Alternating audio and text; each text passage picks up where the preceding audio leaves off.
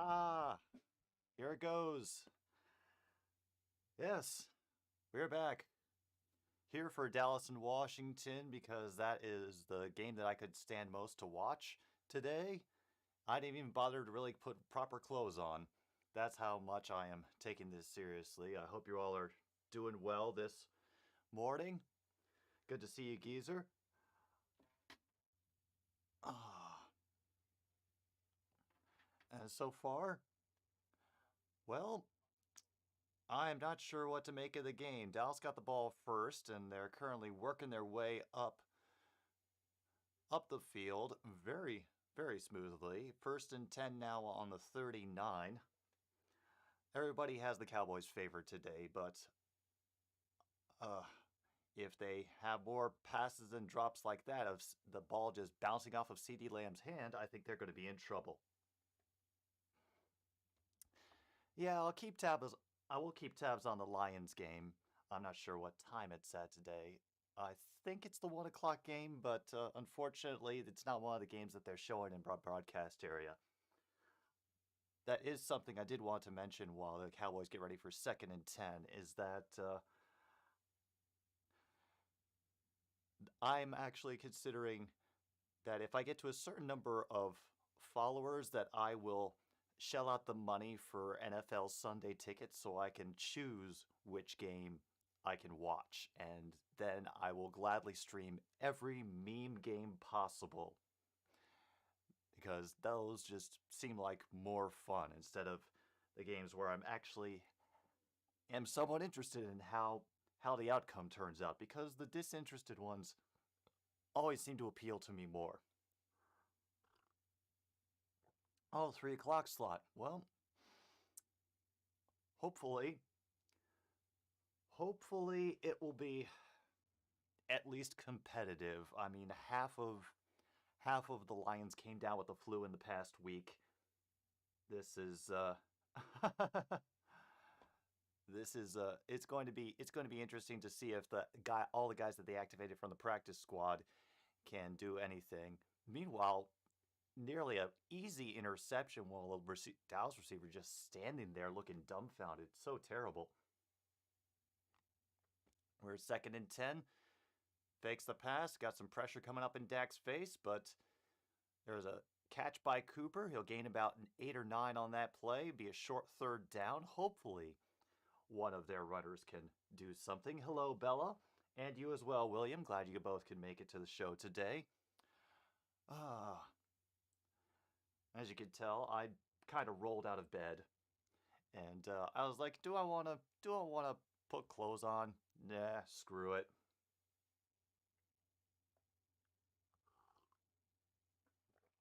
Yeah, I'm thinking we all kind of root for the Wildflowers. There's very few people who root for the Cowboys anymore, as Elliott easily gets a pitch and catch to a first down, and the Cowboys are just marching down the field today, as a good number of the Dallas fans have come all the way out to Arlington or wherever they play these days. I forget, but just know that the Washington football team does not play in DC proper. Oh, it's Landover. They've been playing in Landover, Maryland for the past however many years, ever since they left the friendly confines of RFK Stadium in DC, which actually felt like a football stadium because it was old and creaky and the place would shake if people stomped their feet enough. Oh my God. You're kidding me, Bella. The the Chiefs already got a touchdown from a fumble recovery for a TD on the first play. Holy crap. Wow. Oh. And the Raiders have been going through some pain this year. They looked like they had started really strong, then just all of the drama and BS. It did a number, I think, on the cohesiveness of the team. Meanwhile, Prescott is going to have to scramble to avoid pressure. We'll have a long third down. But they are deep in territory, so Zerline should be able to hit a field goal. Titans just get a 17-yard rush and an extra 15 for unsportsmanlike conduct. Oh, man. Come on, I know things are rough for you right now, Titans, but get it together. Whew. All right, Texans scored against the Hawks. Oh God, that's going to be painful for Gavin on Tuesday. 3rd and 9, Dak and shotgun, empty backfield. He's looking for a quick pass to Amari Cooper, who stays on his feet, misses 2 tackles, but will be 5 yards short of the first down. Going to force him to either kick a field goal or take a chance. Yeah, I know. They went 3-0, fell apart. I think we'll see the Raiders do better next season, honestly. Once they don't have all that bullshit to distract them, hopefully no more bullshit to distract them, they will do much better.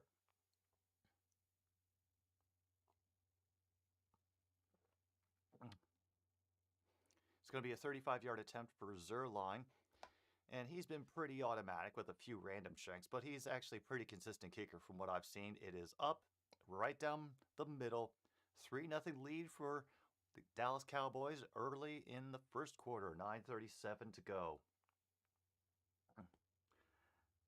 Oh no. Who is Roger Saffold?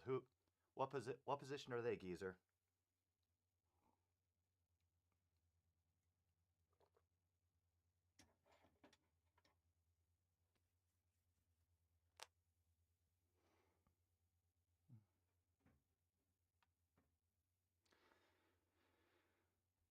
Right now, at least with the way this first drive has gone, looks like Dallas's offense is going to be a little bit too overpowered for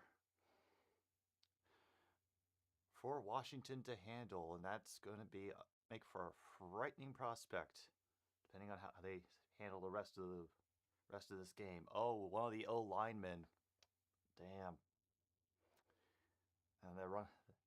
That's going to be rough because the run game's already suffered enough with the loss of Henry, and now Tannehill's going to have to deal with pressure with backup linemen coming in, and hopefully whoever they plug in is going to be able to pick up the protection. But oh, oh boy, oh boy, and the Titans are just unlucky this year. It's really sad. I honestly had them picked as one of the favorites to make it to the AFC Championship game. It's sad to see them fall apart like this. Oh my gosh, I forgot to update the score. All right, so what should the Cowboys have for their drawing today? Hmm. Well, first we'll put in the 3.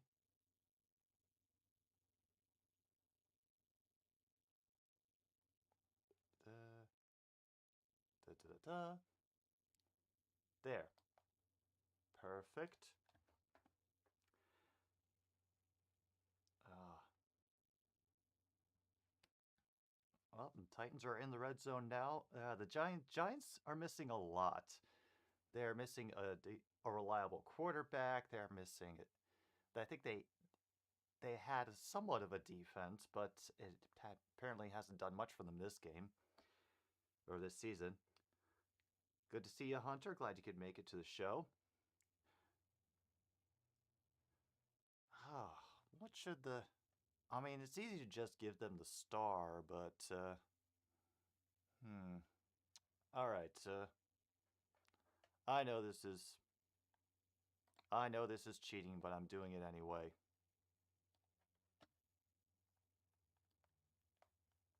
All right.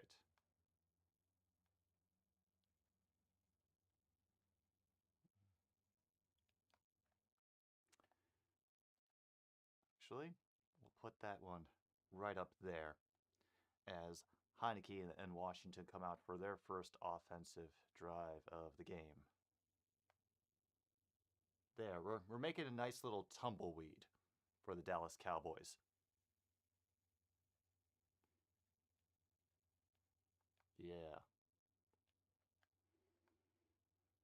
because that's all the effort I feel like putting into it right now. Heineke is dropping back, and he narrowly avoids getting hit and completes a pass to Humphreys for a first down and extra yardage. Oh man. Oh. Nice job. Just completely gets a great cut to the outside against Brown and will get tackled out of bounds. Good start.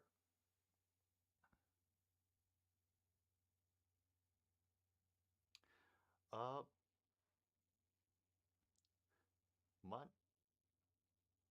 my weekend's been good. I've been was running a couple of games on Friday and Saturday night. Did a couple one shots and had a lot of fun. There was a lot of panic and pressure, but it was a great time. Everybody played really well.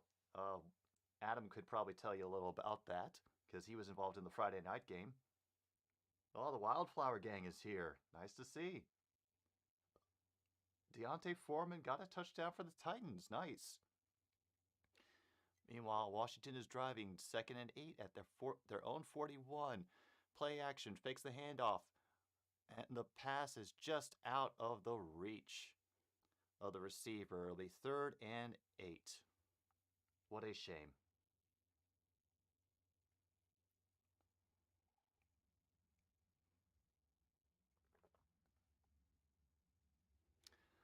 Oh, no wonder they're going after them in the air because the Cowboys are apparently 28th ranked in passing defense. I did not know that. Here we are. Empty backfield for Heineke on 3rd and long. 5 receivers out. That was definitely a false start or a neutral zone infraction. Up, I see everybody doing the cha-cha in the stands, and there's the cha-cha from the ref. It'll be 3rd and 13. Damn. Well, that's going to make this a little bit more difficult for them. And, yeah, weekend's been good. I slept in today because I needed to relax from all the pressure and excitement that the games had for me. It was a lot of fun, but things got intense. Another empty backfield for Heineke. He's launching it down the field, and the receiver fell down, and the Dallas corner had an open shot at an interception, and it dropped right through his hands. Holy shit! Yeah, there it is. Washington receiver just fell on the ground, and oh man, that should have been an interception. I hope he has to run laps for that. Chiefs go 3 and out. Oh, Holly's at the game today. She's probably not enjoying that. Another Cam Newton touchdown. What a surprise. And meanwhile, here, oh, we got a flag. There was contact with the kicker. So we'll see what kind of madness that brings. But it was great coverage on that special teams. They ended up tackling him at the 4-yard line. That was awesome. Logan is here. Glad you could make it, man. We are watching the unfolding nonsense that is Dallas versus Washington. It looks like Washington's going to get a roughing the kicker call, and they will get what I estimate will be enough for a first down. I forget if that's one's an automatic first down.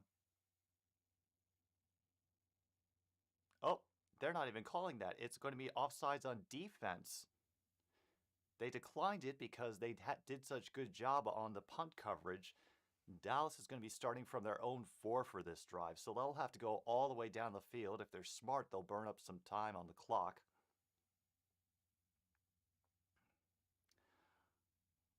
Yeah, no, we've got the rubber ducky here. Alice the rubber duck is always watching over us. Mm.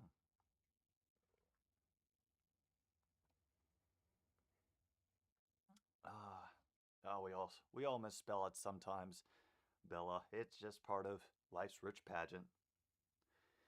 Guess this is a good time while we're on a break to make mention of our first half sponsor for this broadcast of another stupid sports show. Ugh. Legal instant coffee, the Mexican instant coffee that is 99.5% guaranteed to not contain crystal meth. I just finished up my first cup of the day because I was still a little groggy and I needed to get some electricity going in my head in order to, well, somewhat register what these lights and sounds in front of me actually mean. Yeah, Angie's asleep on the couch in the other room. She uh she had a rough morning. A couple of the feral cats were having a fight outside our window, and she went into protective mode, leapt up, and wanted to make sure that she could do everything she could from inside where things are enclosed and heated to not be involved. Excitement.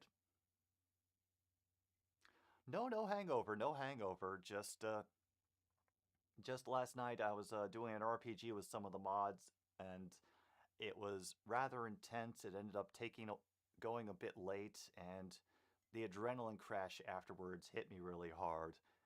It was fun, but I definitely needed the sleep. Mm. Yes, praise be to the duck always.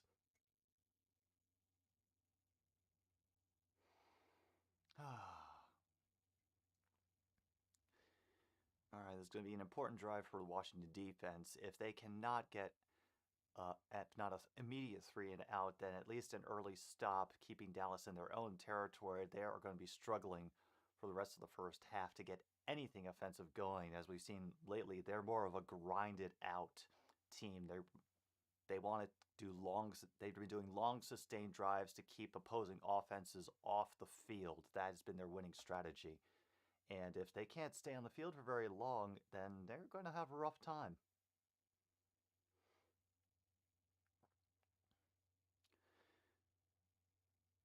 Two backs in the backfield on this first and 10. It doesn't really help, but they ended up getting four. That was Ezekiel Elliott on the carry again.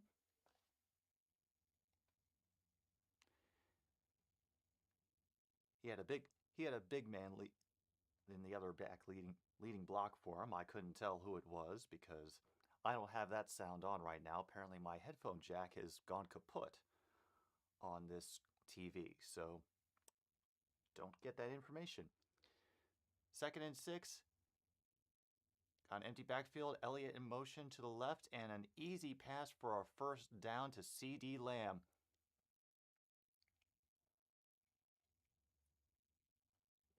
This is what I've worried about for this game is that Dallas just has too many offensive weapons and that the Washington defense won't be able to keep up. They were able to hold them when it got down to the red zone, but it that could just lead to a game that's a death by a thousand cuts. This could get very ugly. Oh my God! Dak stumbled as he was handing off to Elliott, and the ball got fumbled. Elliott had to fall in it for a loss of a yard. Oh, wow. Wow, wow, wow, wow, wow. Yeah, he just tripped over his O lineman and the handoff got botched and Elliott was not paying attention. He just was not paying attention.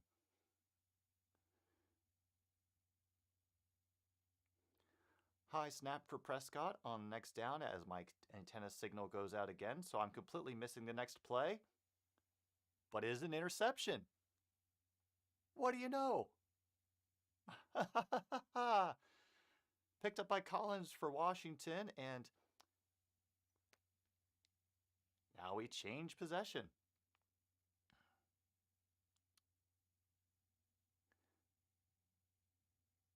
Awesome.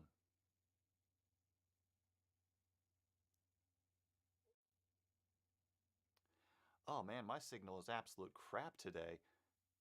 Yep, he threw it to nobody there. But C.D. Lamb wrapped him up so he could not get a good return, but now we're going to be starting in Dallas territory, us Washington folks.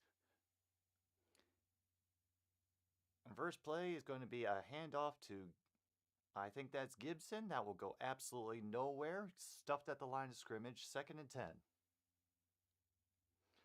Jaguars have punted. Hopefully Titans can squash this game early, but just don't give them an opportunity to come back. They've kind of had a habit of doing that this week.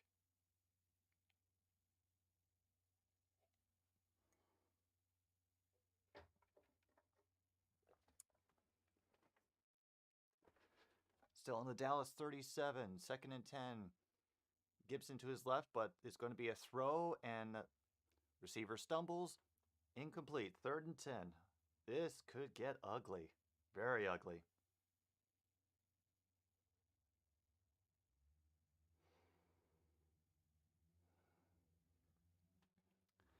I do not know what game that's from, Logan, so I assume I also win nothing? Oh no, the audio is messing up again? Oh, fuck me. It's been sounding fine on my end, so I'm assuming this is just the perils of streaming right now. And holy crap, that ball was batted up, interception. Dallas has have it at the 38 of Washington. All the pressure got in Heineke's face, and now they're going to run down the field and rub it in everybody's face. The Dallas faithful, they usually show up in droves for Washington home games because, you know, the rivalry's been going on forever. It's still showing that I've got a good signal broadcasting, so I'm not sure what's going on.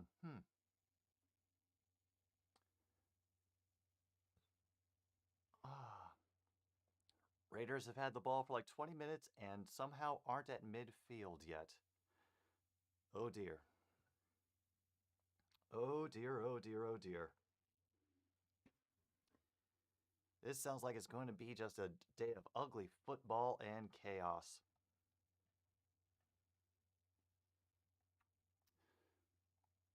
I think there's really only one score, one thing that we could put down for Washington's score right now.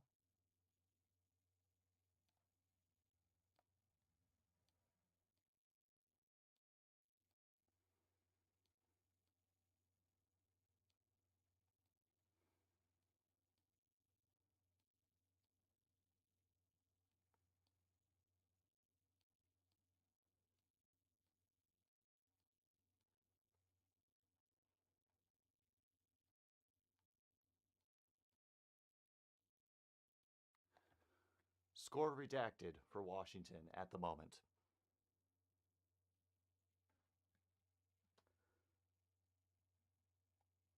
Oh, G Factor is in the audience now too. Glad you could make it, G Factor. We're watching Dallas just beat up on Washington at the moment.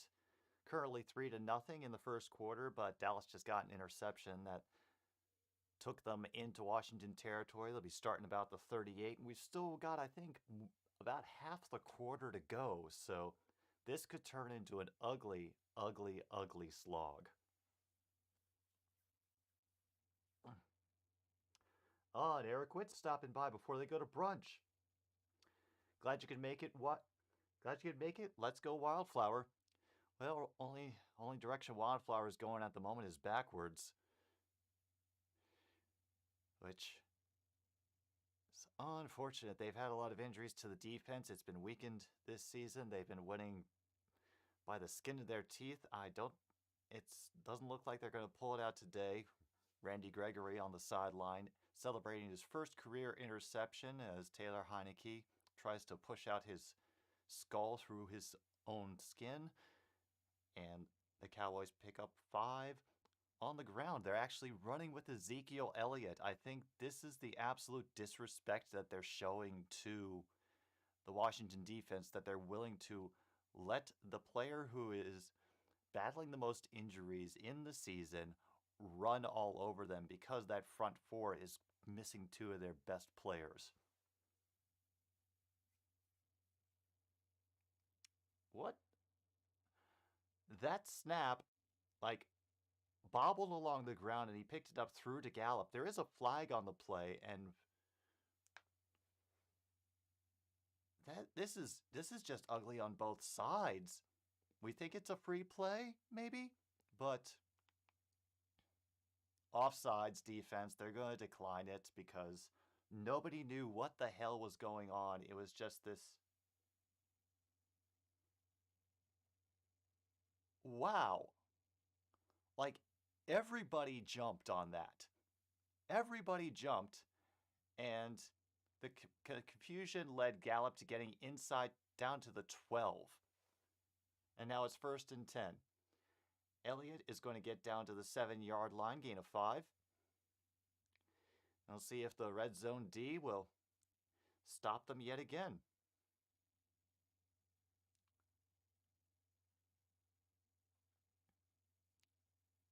It's I don't think that guarantee for McCarthy makes any impact on the game. Washington has been struggling this week. I think they had a good run, in the middle of the season, but as much as I would love for them to take over the top and oh my God! Fumble recovery by Washington. They were trying to do some weird double lateral type of thing. They fumbled the second lateral, and Washington recovers the ball. There is a flag, but this is just ugly football today. Yeah. There's a fake lateral for Prescott, who... Oh, it's going to be a forward pass incomplete. Illegal formation offense, number 77, was not on the line of scrimmage. 5-yard penalty. Meanwhile, number 70 is down like he is injured. So this might be an injury timeout. Yeah, incomplete. It looked like there was about to be some majorly stupid football, but so far this game is just ugly, ugly, ugly. Wow. I think that's the power of the guarantee right there, is that they think the game is given to them, and so they're not concentrating. Touchdown Chiefs. Oh, I am shocked.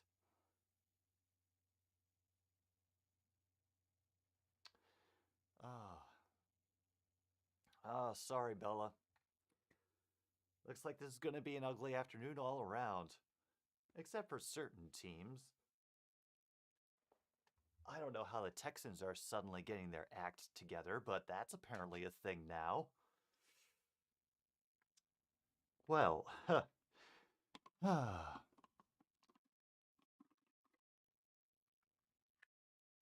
14-0. What a day. What a day.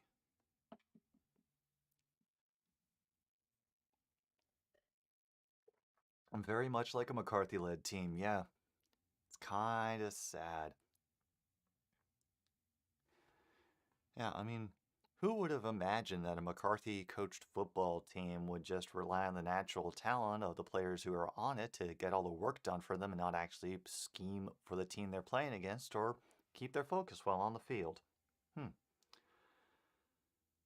Yeah, so did I, but I suppose not. I haven't seen one pop up in my notifications, and I think he's saving all his energy for Sunday Night Football.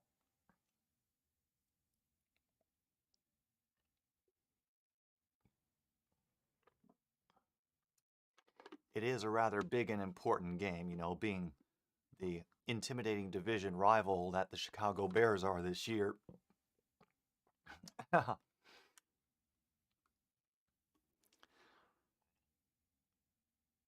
Yeah, I know. The Raiders are without Drake and Waller, loss of two good offensive weapons for them.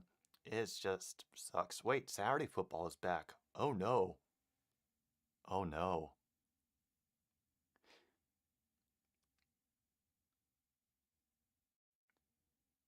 Yeah, it makes sense that he would stream Bucks and Bills. And he's just going to air it out, and nobody had an eye on that. Elliott was guarded well into the end zone, 3rd and 10. No shot on that. Looks like 70 is okay. He was just sitting down considering his post-football career options. Dak wants to waste no time. He is back at the line with back to his left. now going out in motion for an empty backfield. They're only going to rush 4 so they can get as much pass protection as possible. There is a flag on the field, and Cooper will be brought down short of the first.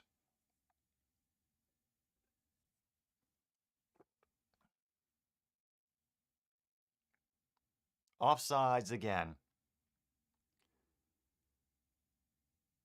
So they're going to repeat third down. They will have 3rd and 5.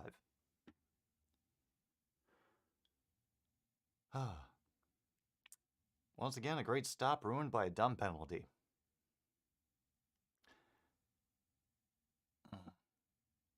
And there's the magic man himself, Mike McCarthy, picking bits of shrimp and refuse out of his teeth. Meanwhile, Cooper gets an easy pass across the middle for a touchdown. And so the mud stomping begins. Wait, another flag on the play.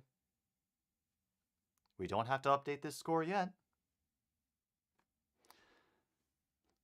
The line of scrimmage is a state of mind G factor. You don't really need to know what's going on with that if you're winning.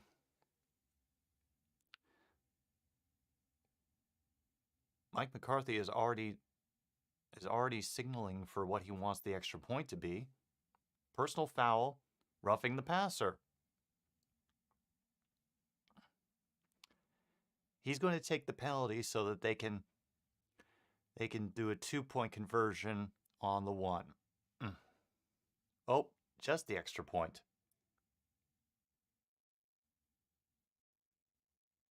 Wow. A gentle little shove where he trips over his own offensive lineman. Such roughing. Yep, they're doing the 2-point from the 1-yard line.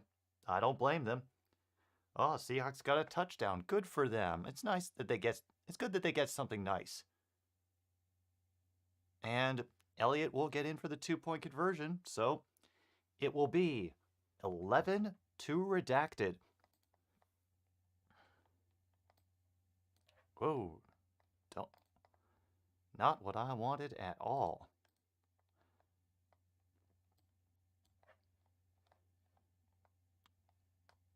See, this is what happens when you sleep in and you don't plan these things. You start making mistakes. Oh.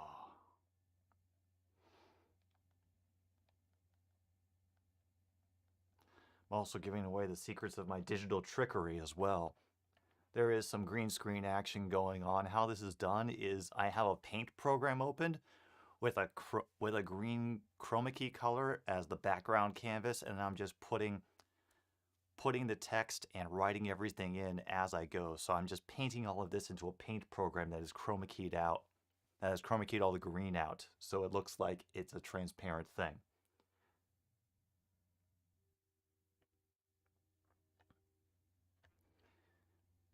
All right. And we will update score for Dallas as 11 as the ball gets kicked away.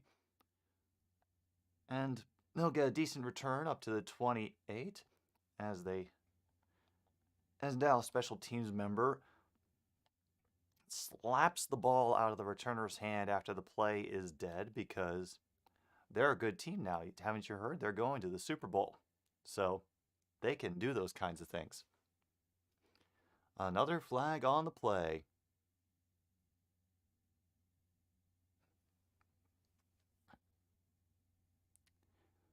Refs are talking it over, seeing who gets to dig the grave first to bury the body in the desert. Face mask on the Cowboys. And an unsportsmanlike conduct on someone from Washington, and a taunting. The penalty's offset.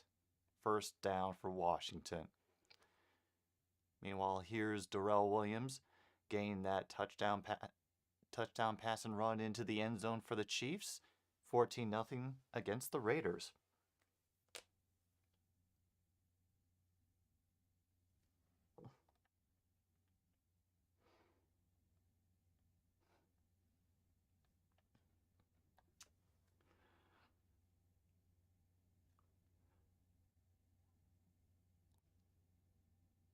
So they will start from their 28th, 3:36 left in the first. Washington desperately needing to get something going. I mean, the score's kind of manageable now. They're only down by, it's only a 2-possession game, but I wouldn't put it past Mike McCarthy to screw up and trying to be offensive and make some mistakes. Coaching genius that he is.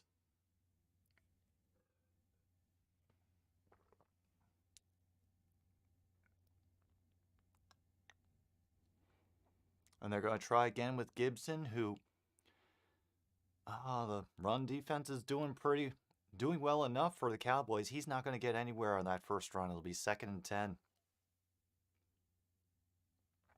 I think they had the right idea. It's just that they got some bad luck in the start of this game. I'm not sure if it's an intimidation thing or if they're in their heads or it's the fact that there are so many blue jerseys in the stands. I mean, literally, if you zoomed out, it would be the color would be purple. That's how much red and blue is mixed into the jersey colors today. Heineke is going to take off and dive. He will get about 4 yards.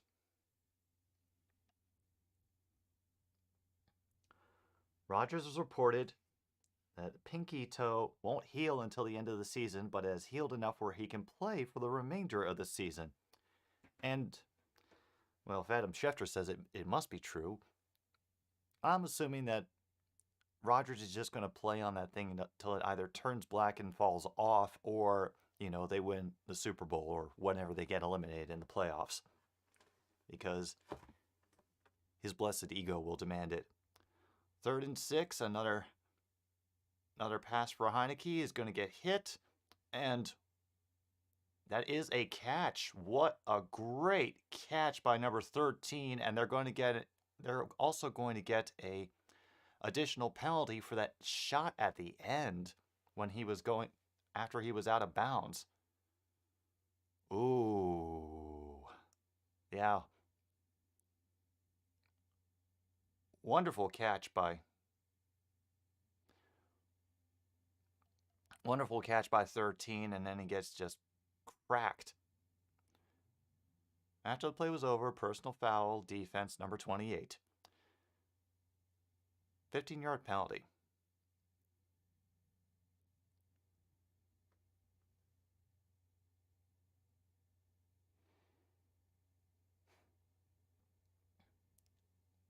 Mike McCarthy is holding the challenge flag in his hand. He really wanted to challenge that penalty.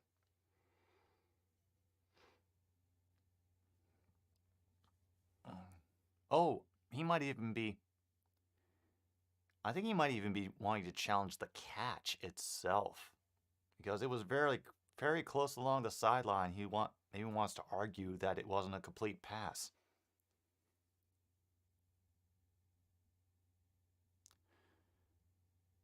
But they do get the pass off. They do get the play off, and Gibson will run for 3. 2nd down and 7. Under 2 minutes to go in the first quarter.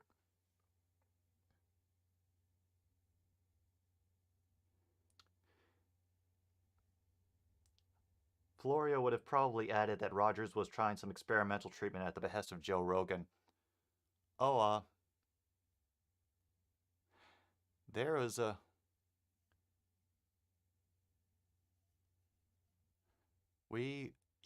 Washington got lucky, and that should have been an incomplete pass. Well defended by Diggs on that 2nd down, just swats it out from behind. Incomplete, 3rd and 8. At this point, hearing about Shailene and Rogan being influences in Rodgers' life, I won't be surprised if he's wrapping the thing in clay every night and playing it Enya CDs in an effort to heal it better. 3rd and 8, Gibson in the backfield to Heineke's left. And they are going to get pressure. 13 catches the ball, but he will be tackled 2 yards short of the first down. Great. Another stop for the Dallas defense. Humphreys has been the leading receiver today for Washington. I mean, good for him for his stats, but they need to start getting the ball into more hands, have more threats if they're going to get anywhere.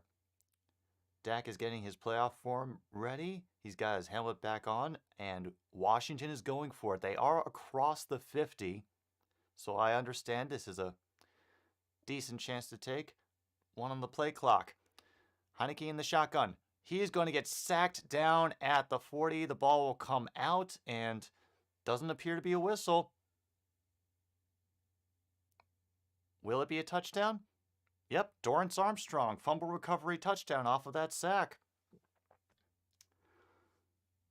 Wow.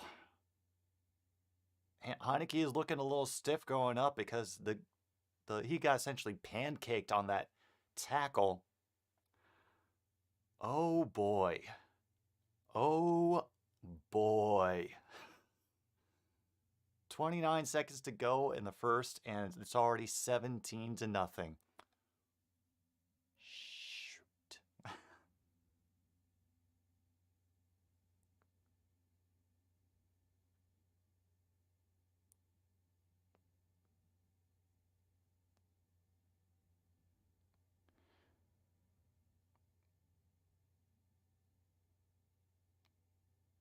Yeah, it is loose before he hits the ground. That is a shame. This is an ugly start. I'm predicting that there's going to be a flood of red jerseys to the exits before right around halftime. If this does not get any better, they may even leave before then.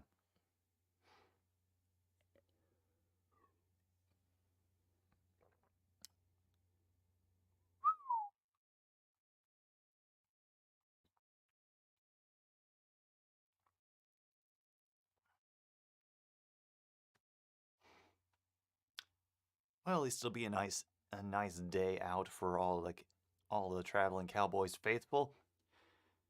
And honestly, it really shouldn't shock anybody that so many opposing fans show up for Washington games. When I lived in the D.C. area, it was kind of well known that Washington tickets would be just sort of like passed around as like favors from the rich people who would end up buying the season tickets. They'd give them out to friends and whatever as thank yous. It was basically almost anybody who made some money or was like connected to somebody in government or law industry or the finance industry around DC knew somebody who had season tickets for Washington, and usually it got passed around. It wasn't really a fandom thing. It was just like, oh, you want something to do this weekend? Here's some tickets to the game. And there's not really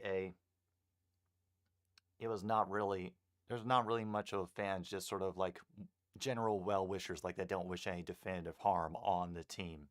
I don't think there's been very few pure Washington fans since the glory days of the 80s and Joe Gibbs. Remember when that one Bengals lineman pancaked Troy Polamalu? Good times. Oh, better update the score because Zerline made that extra point, and it is now 18 to redacted.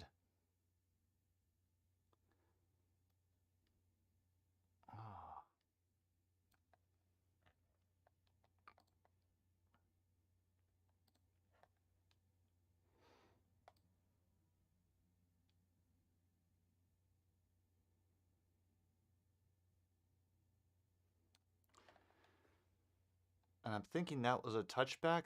Oh, okay. We have a new quarterback for Washington. Because Heineke is in the tent. Kyle Allen is now on the field. Well. And a touchdown Chiefs. Of course it is. Yay. Where's Heineke going? He's walking away.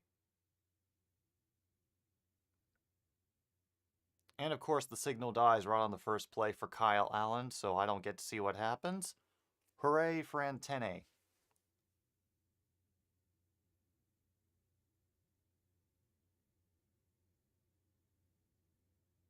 Wait, and Heineke is back in.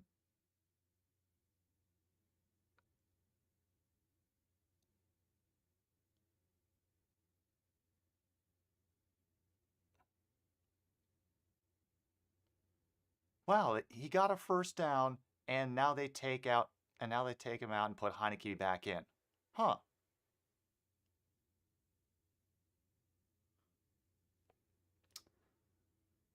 Nice.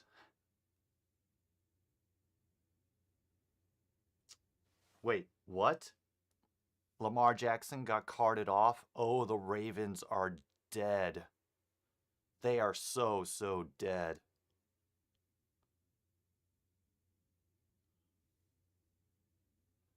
Oh, that's not good.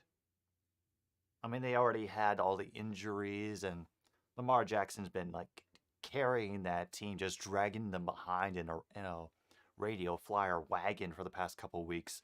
But now that he's getting carted off, ooh, that division is now wide open. Like the Bengals or the Browns could take it. If you really see the Steelers as coming back and getting into the playoffs with an AFC North title, uh, whatever that false hope is, you might want to get tested for impurities. At least it's the end of the first quarter, and we only have 3 quarters of this nonsense to get through. However, Washington better start taking some chances. Hopefully, Scary Terry can start getting open. I'm not sure why he hasn't been. Maybe they're just double teaming him and hoping that they can get enough pressure with their front four to force Heineke to make bad throws.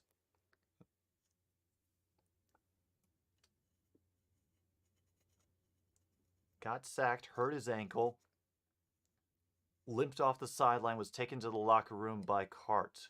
Oh dear. Oh man. That is unfortunate. Mm.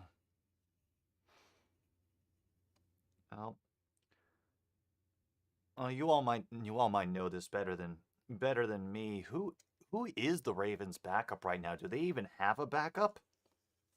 Because I thought it was just, or do they just have another cloned Lamar Jackson?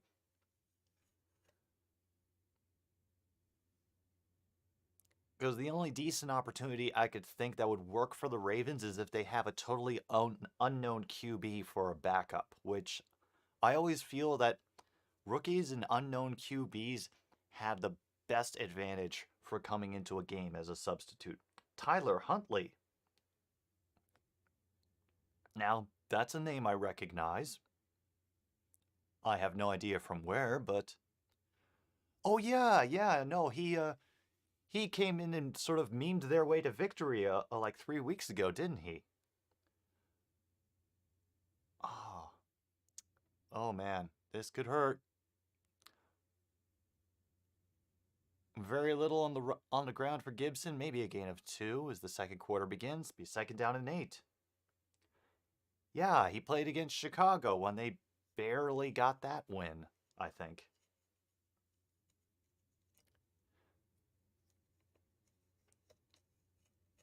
All right. Well, that's going to be the game next week then, is that we have to root for Huntley.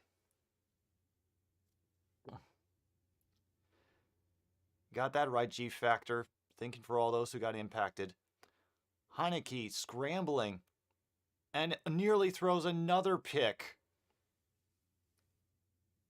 3rd and 8.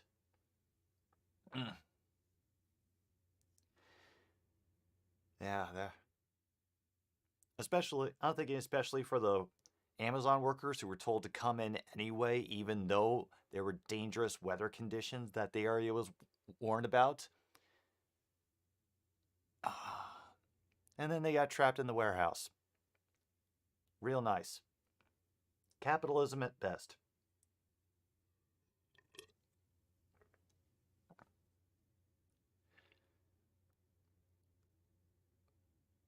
3rd and 8, and Gibbs and Heineke's going to get sacked again because Gibson could not handle the extra rusher that they brought up the middle. 4th down. Washington will punt again.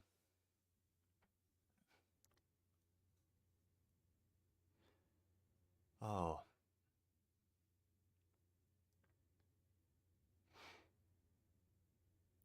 Now this brings up an interesting question. Is Dallas that good or is Washington just that beat up and bad? Because we've seen Dallas struggle in some games where we thought they wouldn't struggle. So I'm curious what you all have to say. Honestly, I think Dallas does win the East, but I don't think they're going to get very far in the playoffs, to be honest. They just have too many inconsistencies. They made too many mistakes even in this game today. And their special teams apparently can do very little because that was run back for maybe a yard. Heineke looking very upset. He is not having a very happy day.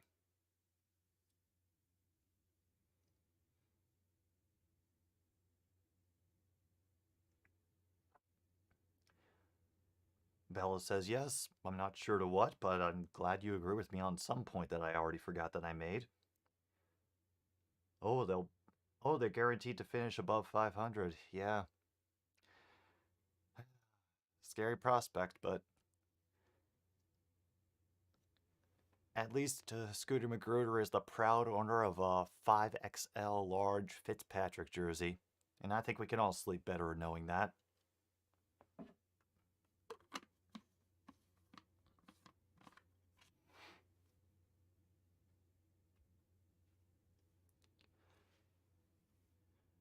Oh. Has anybody got a line on the Texans game by chance? Haven't had an opportunity.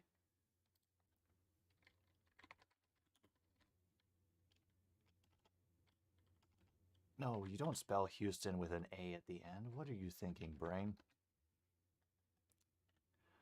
All right, 10-7 in the second.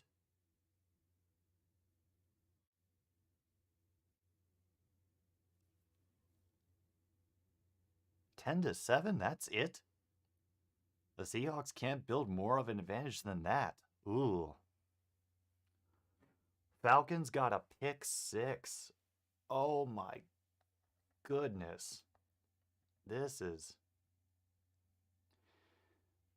going to be an ugly, ugly day.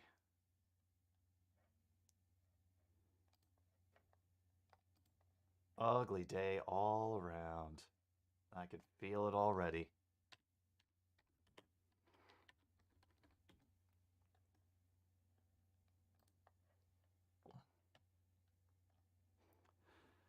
See that? I'm upset that right now I'm missing the Saints and Jets. That's the game that I really wanted to stream. And they're tied at 3. I feel the comedic potential of that could have been priceless. Falcons are leading over the Panthers 14-7. More false hope for Atlanta. Texans, they're tied. The Texans got a field goal and they tied the Seahawks. Meanwhile, Prescott overthrows another receiver and completes 2nd and 10. His accuracy is not the greatest. And the fact that Dallas's defense is winning is not really a big booster for me in my eyes because Washington is not a very complete team right now. We've seen that. Chiefs are in the red zone again. Huzzah. Titans up 7-0 on the Jags. Still 17-0. The Browns are beating the Ravens. That can only help them as Ezekiel Elliott once again. No, wait, that's not Ezekiel Elliott. Who is number 32? I don't know, because 20 is Pollard. I know that.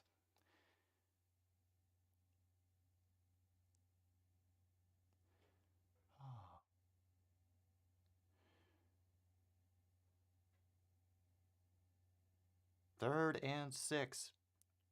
One back in the backfield for Prescott, snapping out of the shotgun. He's going to be untouched, and fires a bullet down the field to Gallup, who is into Washington territory. First down, Dallas. Pollard is out. Holding offense. And that one gets erased.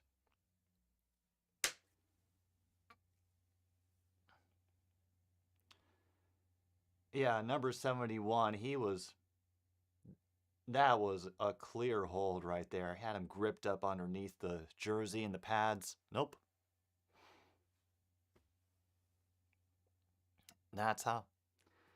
This is how you keep teams in the game, by committing dumb penalties like that, Dallas. Ooh. 24-0. Oh. It's deep hurting all over, Bella. Deep hurting.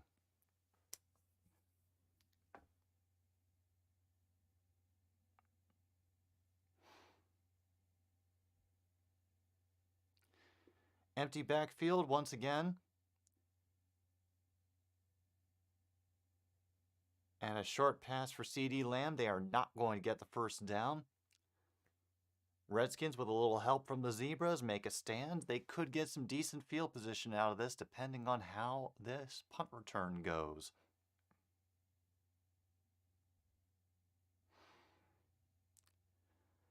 And at this point, every lead is cursed. Every point total is cursed. You know, it's the same reason that people make wishes at 11-11, because number 1 is considered such a powerful number in numerology that 4 ones in a row has to be better. But yeah, we still have the superstitions anyway. As you can tell from my cursed Michigan hat, which I am not wearing today because I said I wouldn't. Josh Gordon got a TD. Oh, 28-0. Ooh.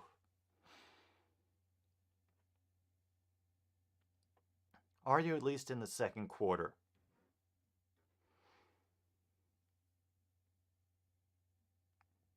Yeah, true North. These are some ugly 1 o'clock games. Like I told Geezer, I really wish I had NFL Sunday Ticket, because then right now we could be laughing our heads off at the Jets and the Saints, who are still 3-3 in the second quarter. At least that sounds like they're doing stupid stuff all over the field, just giving the ball away time after time. I have promised that if I do reach 1,000 subscribers, I will shell out for NFL Sunday Ticket, and we can enjoy all the meme games that there are to enjoy.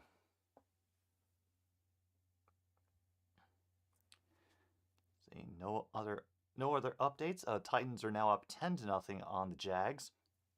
Good for them. Adding a little to the point total.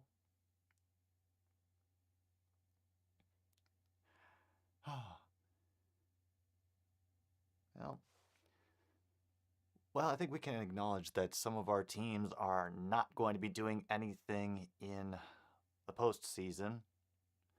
So it's now the time we start looking ahead for the draft. Now, for the Lions, myself, I think right now we have a good start. We've built up the O&D lines a little bit better. We have a couple people in receiving, Amon-Ra St. Brown and Raymond, and DeAndre Swift, when he gets healthy again, is going to be great. I'm glad we had Jamal Williams for a second option. Unfortunately, he's sick this week, so he's not playing. But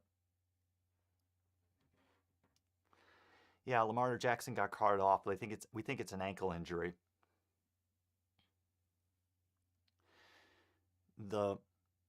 I think the next thing that the Lions should really concentrate on for this draft and off-season trading is building up the secondary. That's going to be the main focus, because their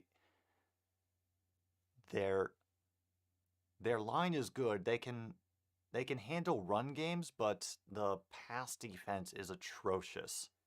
And I think just getting one good corner in there that can, match up with the number one receiver of any team. Meanwhile, they're showing all the highlights that Micah Parsons has had today. He's doing very well with sacks this year.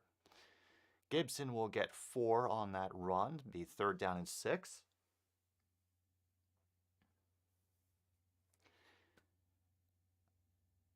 Yeah, I think that's the next thing that the Lions should take care of as far as building the team back up. Like I said, I didn't expect much out of them this year. That I've been able to see them be competitive, which is nice. And the fact that I think a lot of Lions fans feel the team is headed in a positive direction, not based on the record, but how they've seen the team play in games. Humphreys is looking for a flag there. He is not going to get one. Another 3 and out for Washington. Yeah, I think the Titans are still definitely going to make the playoffs. The only question will be as a high wild card or as the champions of the AFC South. Which do you think it's going to be, Geezer? I mean, you know their finishing schedule better than I do, so I'd say you probably know their odds better of whether they can finish out strong in the year.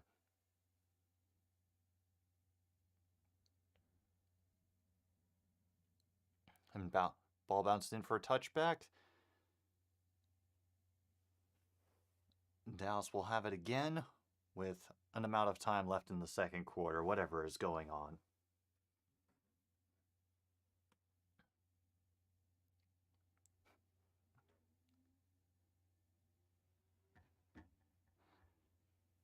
Oh yeah, now see, Geezer, that's one of the things that I've enjoyed about what Grossi puts together is he's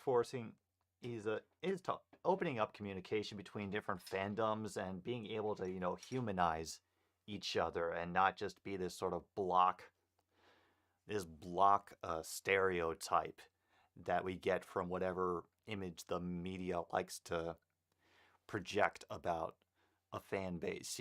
How the Raiders had the black hole and the guys showing up with the face paint and the spiked shoulder pads, and that all of them are like drunken assholes who set off explosions in the parking lot or whatever.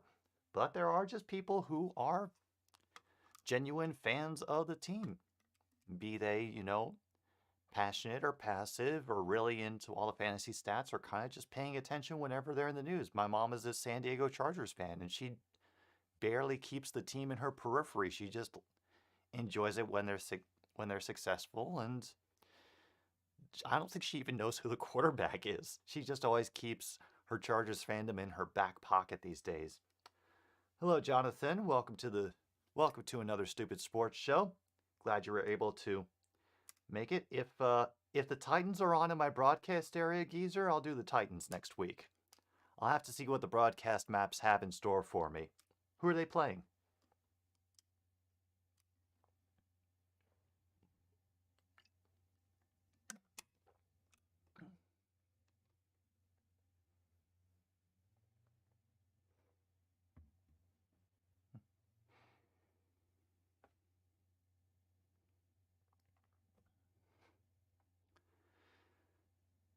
I know actually when I was online with Holly last night, she was talking about how the Raiders and the Chiefs have one of the most bitter rivalries in the AFC West. Just because of the early domination in the '70s, and then all the bad blood from the Chiefs dominating the rivalry after, and they just ugh, ugh. And I was wondering, does she know that Bella, another mod, is a Raiders fan? I'm not sure it's come up very often, but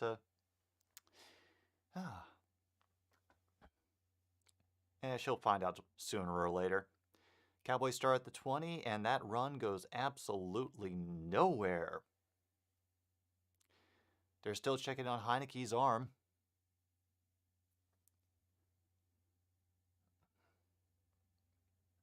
Oh, they play the Niners on Thursday Night Football.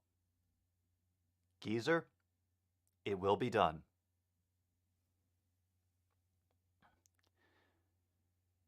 Second and 10, 9:49 to go in the second quarter. Empty backfield for Prescott as he's looking around. He has the smorgasbord of pass opportunities to choose from, and CeeDee Lamb will get tackled near the line of scrimmage. Third down. Now the defense is clamping down as CeeDee Lamb plays Red Rover with one of the umpires. Strangeness. Yep.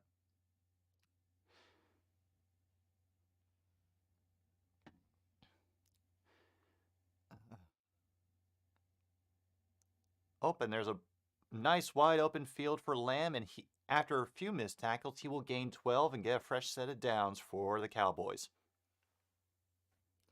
Yeah, we'll do Titans Niners on Thursday. I think that ought to be a very interesting game. A Titans team that has been hobbled, losing important weapons, and the 49ers who are still trying to crawl back into relevance in the NFC West. I could see having some fun with that. This will be the first Titans game with that sexy-ass Fox scoreboard. I still end up mentally moving the hyphens every time. So instead of sexy ass, it's sexy ass Fox scoreboard. I am a child. Short run for Dallas on first down. Be second and long.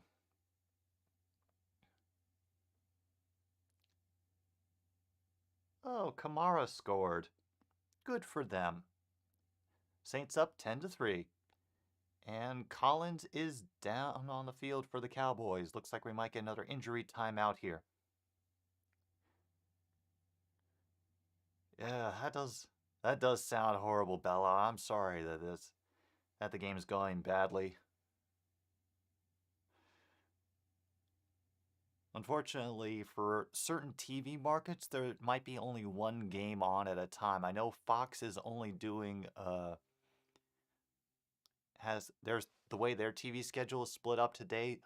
Like some markets are only getting an early game, and some markets are only getting a late game. CBS has afternoon and midday games, but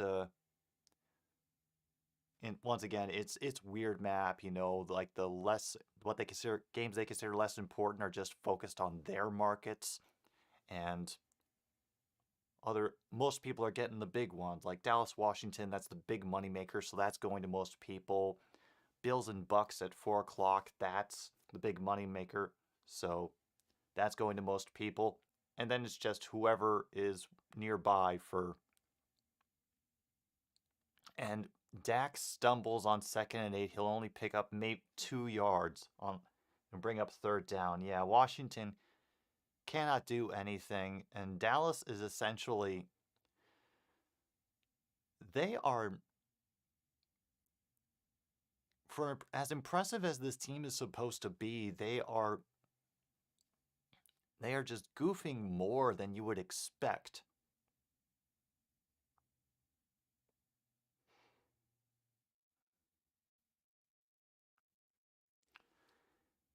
The late game switches between Fox and CBS? Well, that makes sense. Wow, I don't know how that's pass interference, but I guess the Cowboys are going to get the benefit of the doubt on that one. Let's see. Gallup's going down the field. We have some hand fighting. That was through his hands. I don't know how you call that. Come on.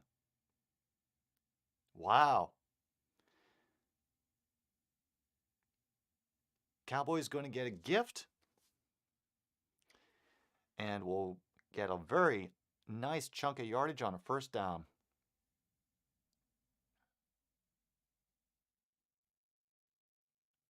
Yeah, that.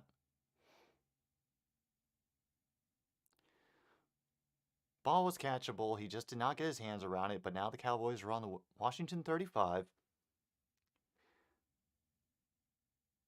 Yeah. All right, True North, have fun. Glad you could drop by. Don't worry, Rebecca, you're not alone. A lot of us hate Dallas. You haven't missed too much, except, Dallas falling over themselves to look tough and then screwing up. And there's a slight hobble in Elliott as he goes off the field after that play.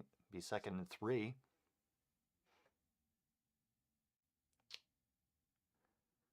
Of course, pass interference. Chiefs of the Raiders 25. Oh. I would say this would make for a drinking game, but I don't want to encourage alcohol poisoning in anybody who's watching this. Even my TV doesn't want to. The signal keeps cutting out, but Clement ran for a first down. So, here we go. This could be the way that this first half ends, with a 25-0 lead. And another holding call on the Raiders. Wow. Just wow. Oh, boy.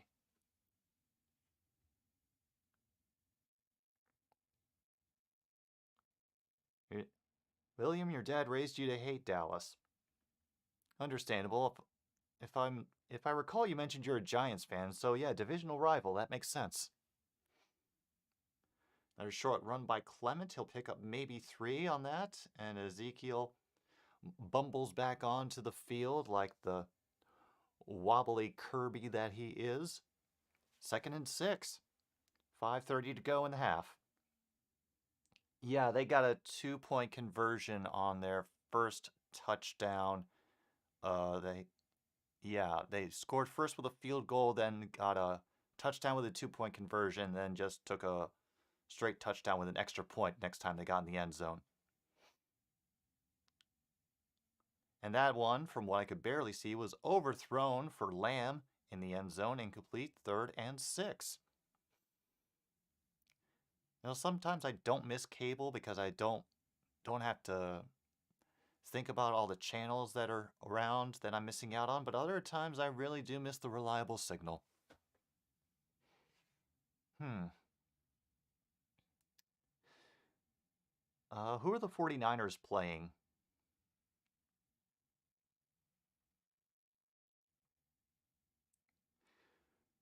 Yeah, depending on what team you picked, it would be the drunk or the sober stream. Oh my God, he nearly threw it right into the hands of another Washington defender. Incomplete, but wow.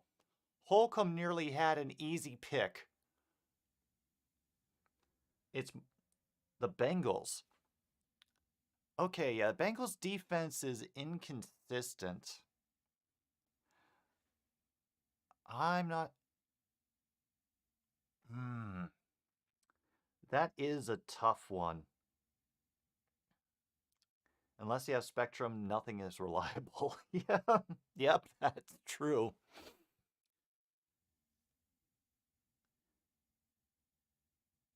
And Zerline's going to make that 38-yard attempt. Score is now 21-0, Dallas over Washington. 4:58 to go in the half. Oh, good. I heard my computer thinking for a moment. That's usually a sign that it's about to quit in protest, but so far, it's not.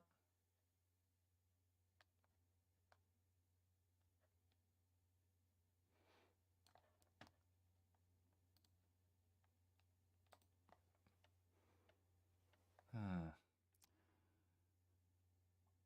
I'll be honest, just because the Packers have been doing so much better, Devontae is a favored target for Rodgers. I would say put in Devontae Adams.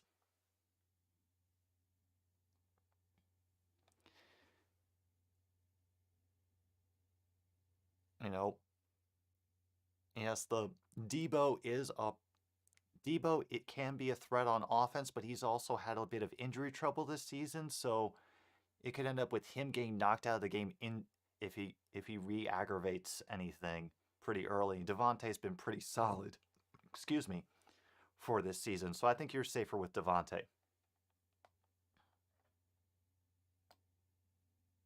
Hmm.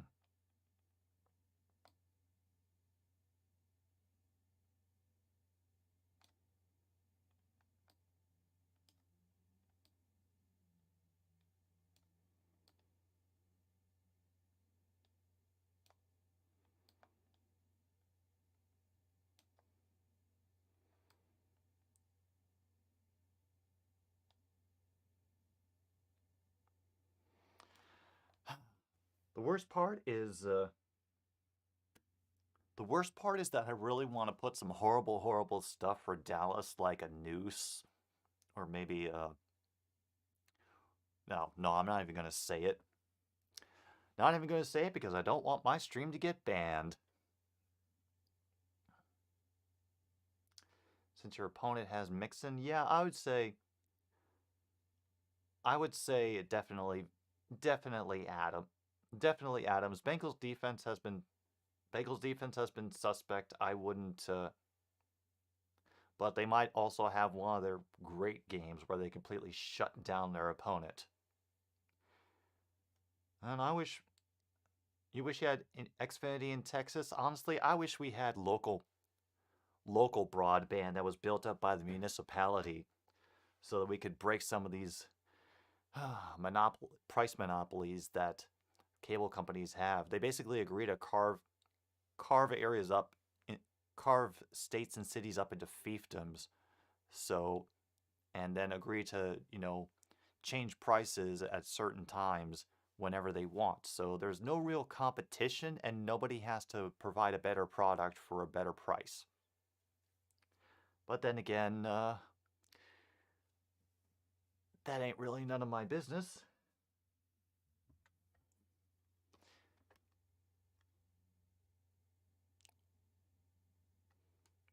All right. And Carter has a decent return, getting up to the 19 on that kickoff.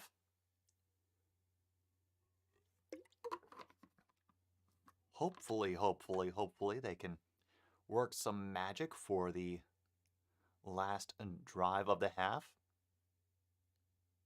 Yeah. Currently, Heineke is 2 for 10 for 19 yards. Gibson has only 12 yards on 6 rushes, and McLaurin has not caught a pass today. This is bad. Oh, touchdown Chiefs again. Heineke's going to run the ball and slide. He'll get about 5 on that. Clock will continue to run.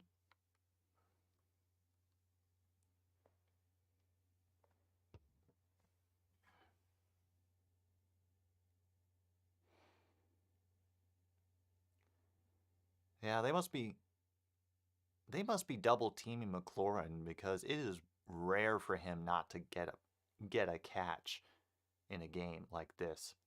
Oh, I got 6, 2nd and 4. Oh, 35-0 Chiefs. I'm sorry. And Gibson will pick up the first down on the ground, gets up to about the 30. Good for them. Clock will continue to run as number 72, Leno Jr. is a little bit slow getting up, and nope, he has got a problem in his leg. Clock is going to stop for that injury timeout. Yeah, Scary Terry does need the ball, but whatever scheme Dallas's defense has come up for handling him, it must be working really well. On the combination with the fact that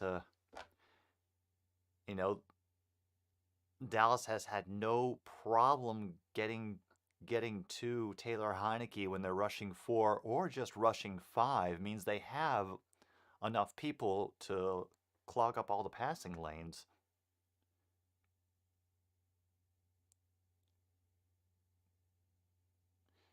And now Washington is up to their 8th different starting combination on their offensive line, tied for most in the NFL. Hooray. Come on, set yourself, don't. And they get the snap off. It'll be a run to Gibson, who will maybe get back to the line of scrimmage.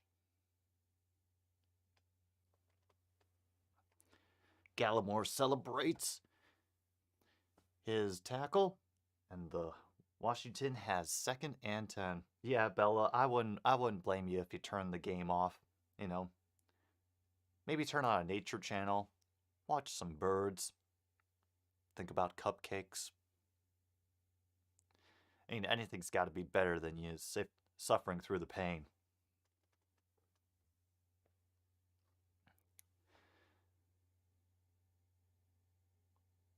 Oh my goodness, a pass to somebody who is not Humphreys, but there is a flag on the play. I have a feeling it's going to be holding because he's shaking. Heineke's shaking his head right now. No pass interference on the offense. Well, that's certainly different. Be a 10-yard penalty, still second down. And yeah, they're flagging him for that push. They're flagging Bates for the push-off that he gave up on the defender when the guy wasn't barely even moved. I do not get it. I do not get it.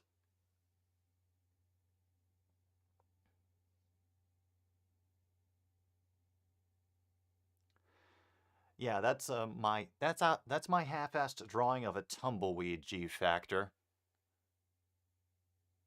And another interception dropped by the Dallas secondary. This is why I'm not worried about them. 3rd and 20.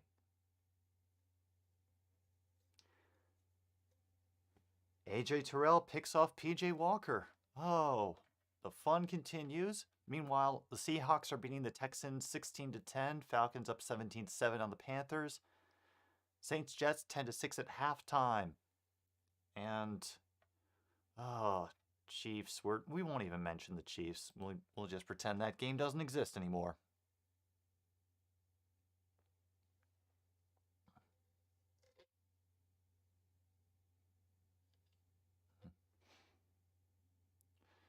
And short completion to Gibson, but there is a flag on the play, because why wouldn't there be a flag on the play? Offsides on Dallas. So we'll get 5 yards, and we try this again at 3rd and 15. Wildflower doesn't have to get talked off of any ledge. He'll fly. He has the acid to do that.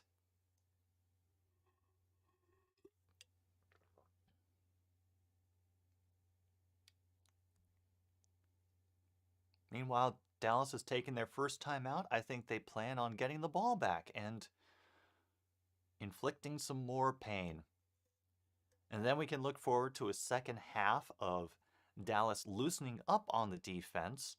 And then it looks like Washington's going to get back into the game and people get all excited, sell the drama. But unless Dallas decides to make a whole bunch of mistakes, I think this one is pretty much settled. And it's sad to say that with the first half to go. First half done and this whole second half to go, but ugh. Yeah, Chiefs. We've already agreed, Jonathan, that we're not speaking of that game anymore. And nearly another pass picked off. There's just blue shirts galore back there. I'm not sure what Heineke is doing with his decision making right now. I'm kind of upset. I think he's being distracted by his arm. Put in Kyle Allen. Let Heineke recover.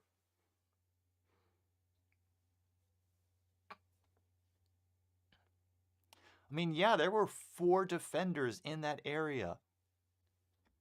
That was some ridiculous decision making by Heineke there. The punt is away, and there'll be a flag for roughing the kicker. Meanwhile, Diggs will get tackled at the 23.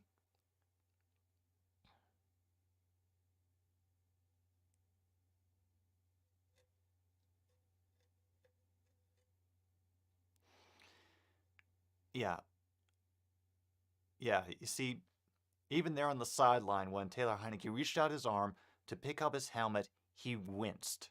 He picked it up with his throwing arm and he winced. I think there's something going on with his arm that is bothering him and causing him to make poor decisions.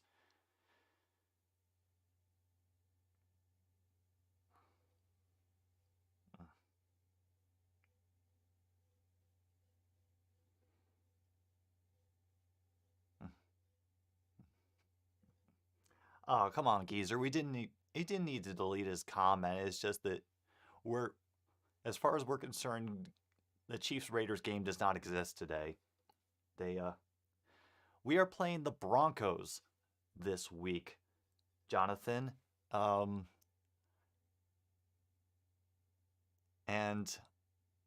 I honestly expect the Broncos to win because half of our team is sick with the flu. We called up a whole bunch of guys from the practice squad to fill in. You know, I mean, good for them for getting reps, but the only possible upside I could see is, you know, the fact that they'll be dealing with Teddy Checkdown. You know, he might screw himself up enough that the Lions are able to stay in the game.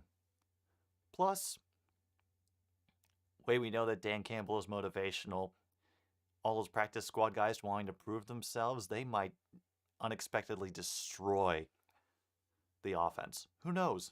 But cha-cha on Dallas, they'll be back at the 18 for 1st and 15.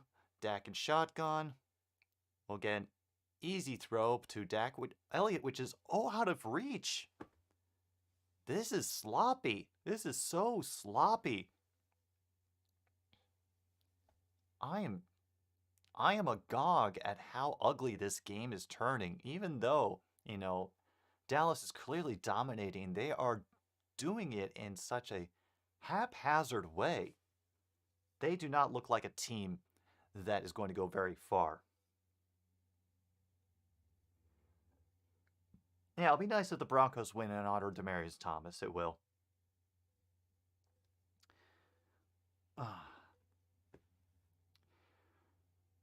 Yeah, I'm not sure. I am not sure what happened. Maybe they all ate out of the same tray at the buffet. But the Lions just got absolutely gobsmacked by the flu this week. The number of players that they had to call up from the practice squad is like, oh, and all those guys are out. Ooh, this is gonna be ugly. Yeah, I think I root Lions win for the shit posting, if only because it's fun to watch Perna lose his mind. At least that's how I would go with it. Because when your team isn't doing that well, you have to embrace the chaos. We're at the 2-minute warning, by the way.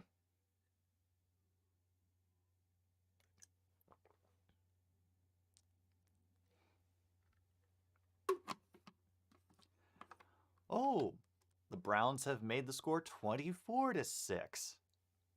It's now halftime for Browns-Ravens, and this might be the start of their climb back into the playoff picture. Texans only down by 3 at halftime to the Seahawks, 16-13. Titans still holding on 10-0 versus the Jaguars. Jacksonville has the ball to start the third quarter.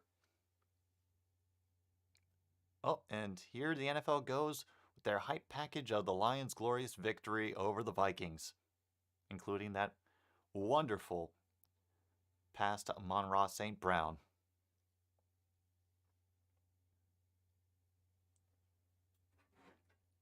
61-yard field goal. Huh? Wow. Very nice. Taunting on the Chiefs. Oh, of course. Of course. And a wide open nobody. They were all defending against the deep ball, and they enabled him to get an easy third. Oh, that's only third down? He fell early and did not reach the first down marker, and now it's 3rd and 2, 137. This is stupid. This is just so stupid. I mean, he's going to get the first.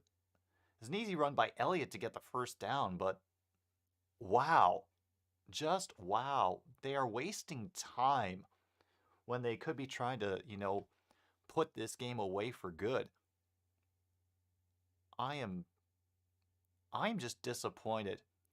Gallup runs out of bounds at the first down marker. He'll stop the clock at 1:11. Yeah. Bless your heart, Scooter, but Cowboys aren't winning the Super Bowl. They're not. They just aren't.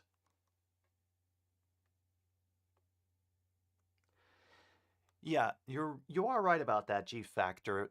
It is a weird year for the Packers that the offense has taken a step down and the defense has had to step up.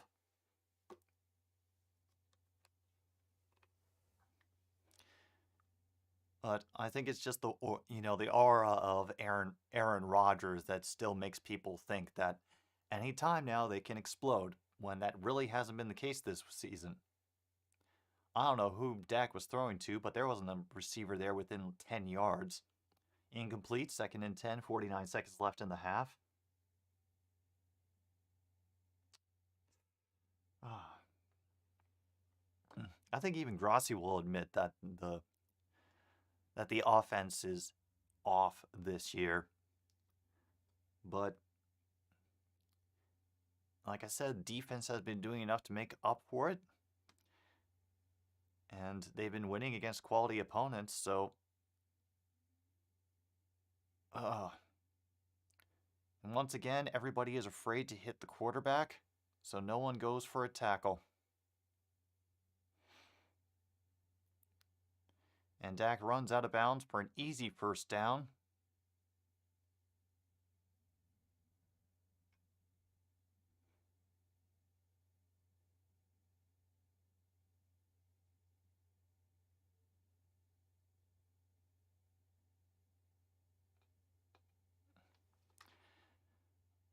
And they're into Washington territory at the 31.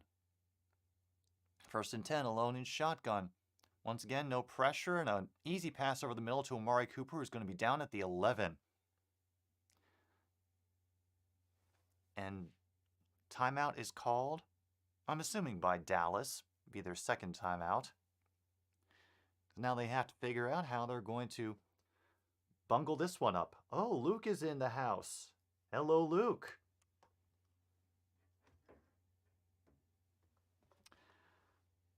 Is there an offense in the NFL that is scary good? I would have said the Titans, but then Henry got hurt and AJ Brown got hurt. Trying to think. Honestly, the only offense that leaps to my mind is the Bengals. The combination of Chase and Mixon and Ty, I don't remember his last name, but they have become scary. And holy crap, the Washington got a sack on Prescott. He's going to be down at the 20 for 2nd down.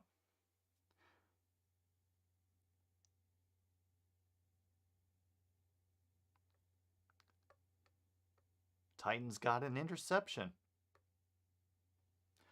Doing well, Luke. As you can see, I have not dressed up for this stream at all.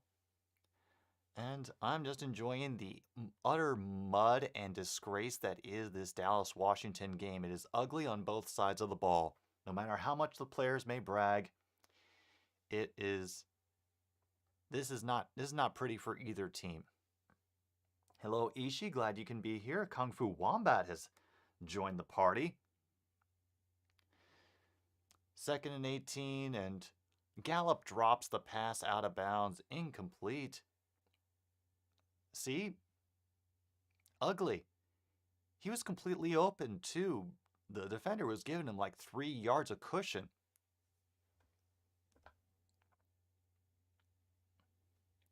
Ugh. Oh, Colt is here, too. My goodness.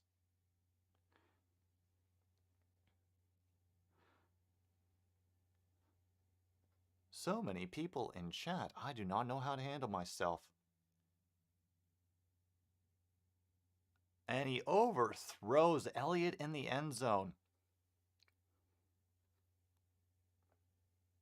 Wow.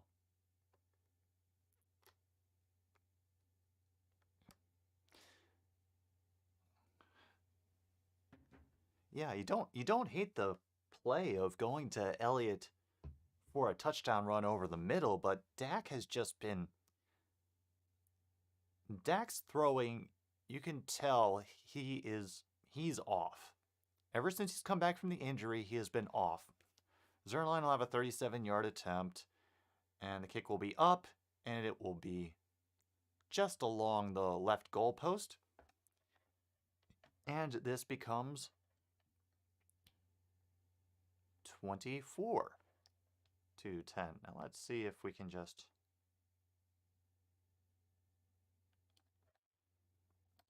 cheat this into a different score.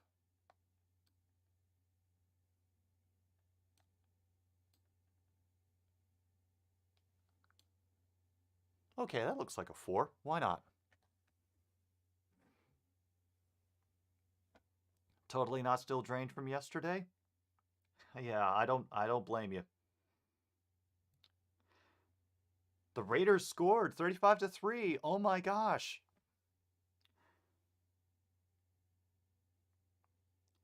Oh, if the Packers win the next 2 games, they clinch the division. So, yeah, don't have to worry about the Vikings at all. Unless things go topsy-turvy somehow, which they could. Not saying. Just saying. I'm doing okay, Colt. I'm just sitting in my comfy chair watching some disgusting play from the NFC least. You know, Dallas may have that winning record, but keep in mind they were terrible last year, and they had a terrible record last year, and so that lower place finish gave them a soft schedule for this year. So I'm not surprised that they've been doing better. It's kind of the same thing with the Bengals, but I think the Bengals have been keeping up more with the tougher opponents than Dallas has. Heineke's just going to need it to end the first half. I do not blame him.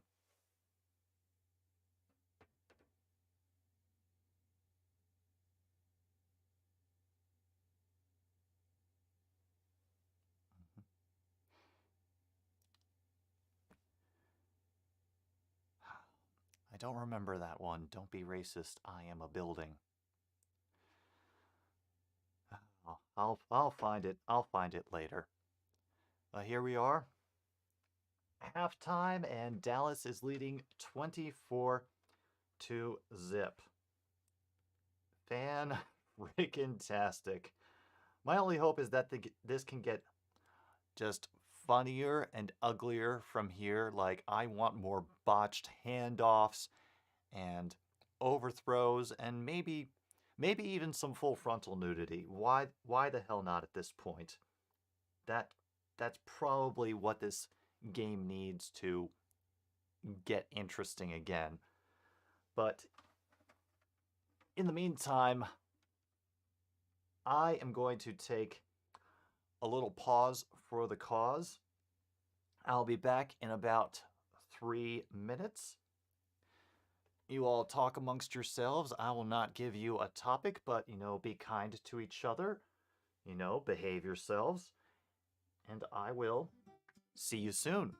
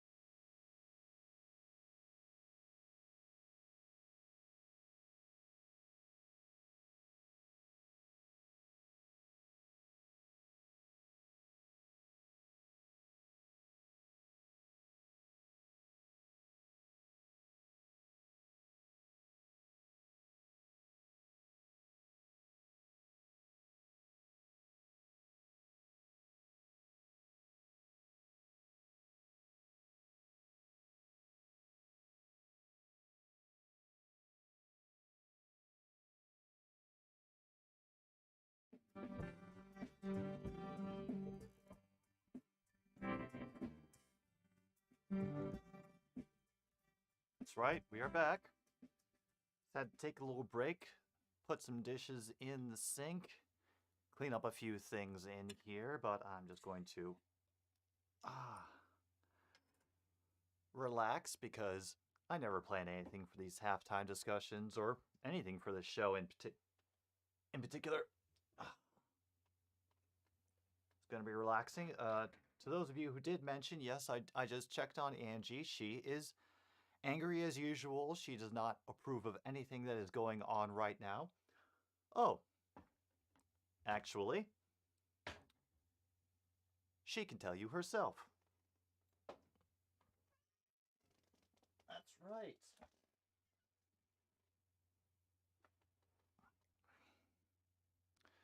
We have Cat.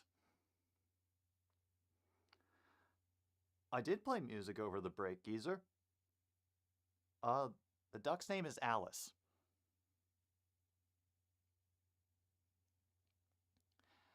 There's not much to say, man. Like, the Dallas has been dominating, but they have also been really, really ugly at points. A lot of overthrown passes by Dak. It's a defense that has done more for Dallas this game than anything else. So, I really... The score is really not representative of what kind of game this is. Washington looks like they're the walking wounded. Taylor Heineke is hurt. I really think they do need to put Kyle Allen in, but uh, unfortunately, I do not think that is what will happen. All right. And now we have reached the point where Angie stretches her acrobatic skills.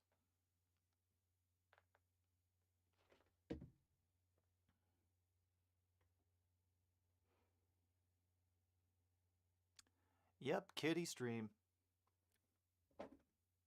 I'm sure she'll come back in as soon as it gets closer to the end of the game. Because she'll claim it's absolutely dinner time and I'm just an irresponsible pet owner. Shoot, Lamar Jackson ruled out? Oh, that is not good. That is not good at all for the Ravens.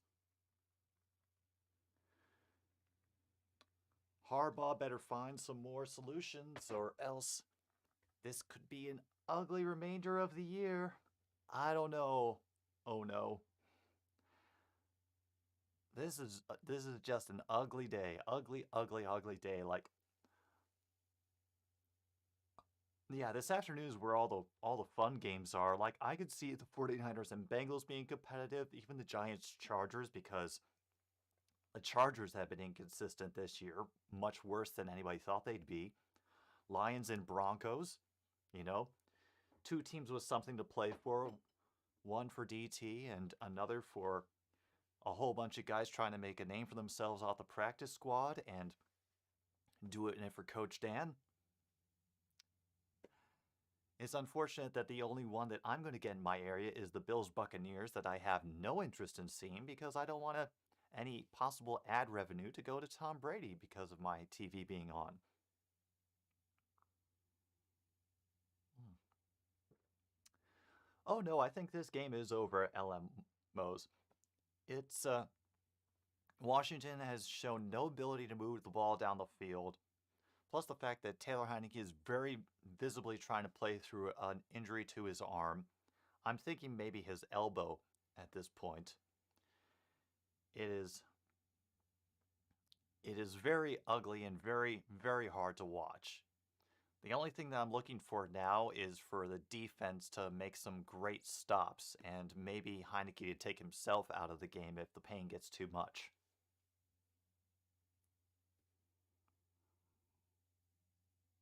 Hmm. Hmm. Oh, all right. Well, let's hope that that works out for you, LM. I could definitely see the Panthers winning by 7 because the Falcons are notoriously flaky. And now it's 17-14. With 10 minutes to go in the third quarter of that game, Falcons have the ball again, but they are in Carolina territory. And Texans have the ball now in the beginning of the third quarter. 16-13 still the score there. Holy crap, the Ravens actually got down the field. First and 10 at the Cleveland 16 they have right now, according to my scoreboard. Yeah, LM, a whole bunch of the players got the flu. So they had to call up a lot of guys from the practice squad. And of course, there's all the injuries that we have anyway. I mean, Swift is injured, legitimately injured, so they're keeping him safe. They don't want him to get any more hurt than he already is. I do not blame them for that. Yeah, we were all kind of rooting for the Raiders today.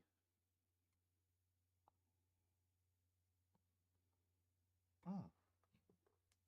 Oh damn! I almost forgot. Uh, mention the halftime sponsor of another stupid sports show. This would not be possible without fluoxetine. Mm. This isn't beer, by the way. Don't worry. This is actually kvass.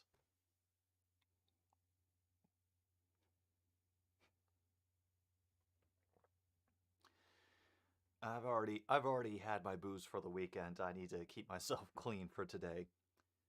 You know, give myself a break. Yeah, Dallas and Washington was going to be a one-score game.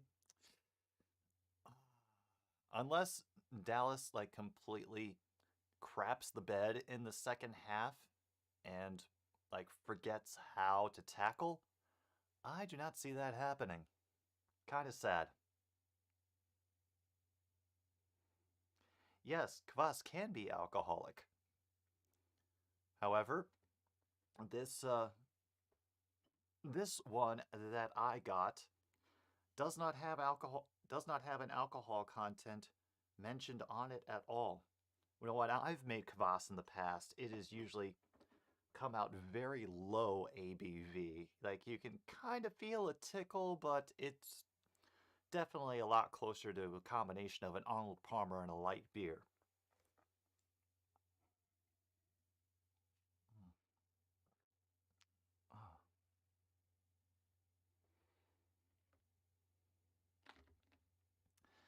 All right, Ishi, enjoy your passing out. It's always a good thing to do. I think I might do that a little bit for the next game because I know I'm going to have to be searching for updates on Lions Broncos. It's not coming up on my antenna.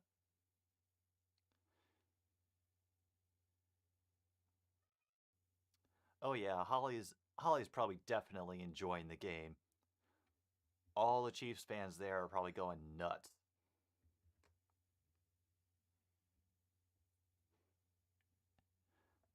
Yeah, Angie, don't worry. We'll keep some updates on the Chargers for you too.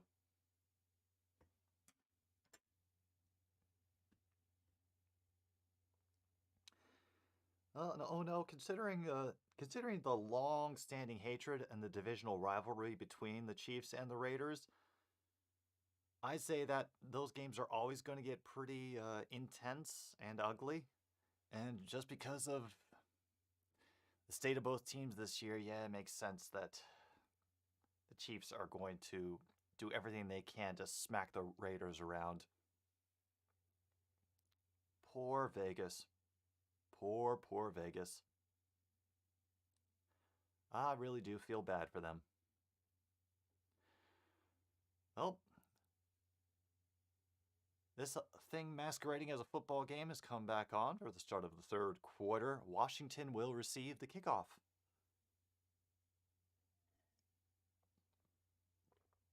Yeah, Bacon Man, we all heard the news about Lamar. I'm sorry, man. I'm really sorry.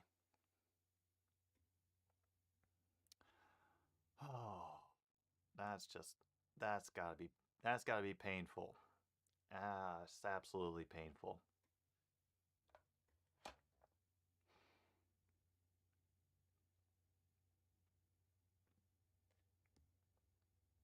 But like I said, when you hang your hat on one person doing everything for your team, be it Aaron Rodgers or Robert Griffin III, or Dak Prescott, as we saw last year. He went out and Dallas fell off a cliff. You know, that's what's going to happen. You know, I think back to, I believe it was the 1988 Washington team where they had two good quarterbacks, and the backup was a guy named Doug Williams, who had been in the league for a while. He's a veteran journeyman, started his career in Tampa Bay. And he ended up being the starter for their game in the Super Bowl, even though all the fans and like the pundits and whatnot wanted the official starting quarterback to be put in, but Williams was just the hotter hand that season, and Gibbs trusted him enough to lead them to a victory. Pass through the hands for 83, incomplete, 2nd and 10, whatever's happening there. Okay, see you in a bit, Luke.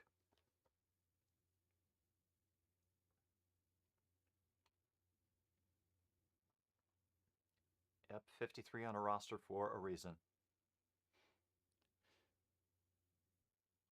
He's going to air it out, and that was just good positioning there. No pass interference for Diggs, 3rd and 10. Was trying to get a new PFP. Ah.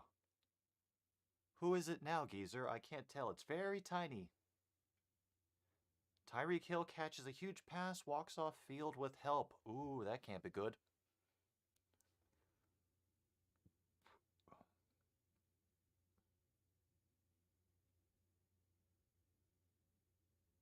And of course, they're not daring to show the stands, otherwise, they would show all the Washington fans leaving. And Humphreys again. Apparently, he's the only person that they're bothering to leave in a one-on-one situation, and there'll be a fresh set of downs for Washington. DeAndre Hopkins, I understand. He is back and actually a regular in the lineup now for the Cardinals, isn't he? They're gave him enough time to heal. They're taking a chance on him being a regular person of interest on the offense.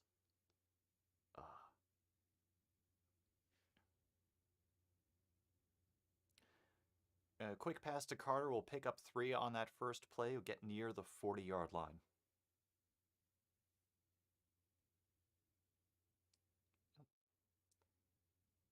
Likely concussed. Ooh, well, yeah. Oh, so Diggs has been on McLaurin this game. That's even more impressive that Diggs is now enough of a threatening corner that he can take out McLaurin in one-on-one coverage. And another pass to Humphrey, another 3 yards. Oh, there's only two gained on that first down, so now it'll be 3rd and 5? Maybe, perhaps, possibly, who knows.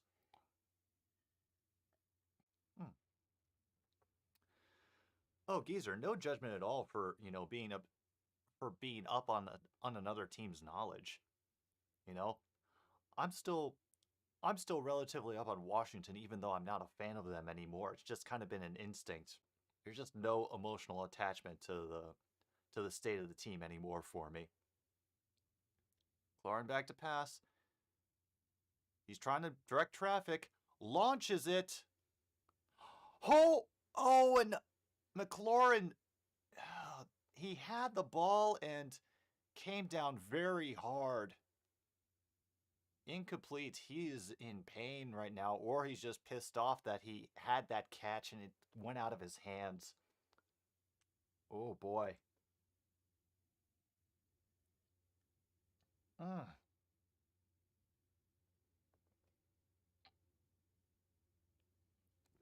yeah.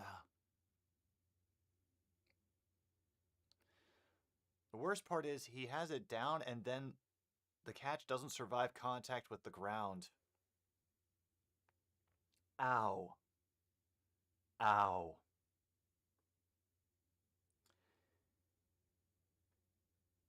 And Terry gets up. He's going to get walked off the field. The other Cowboys players, I do not trust them to be kind. I think they're I think they are mocking him at this point because from the from the overwhelming ego I've seen from the Dallas players, I don't think they have any niceness in them right now. 4th and 5, Washington will have to punt.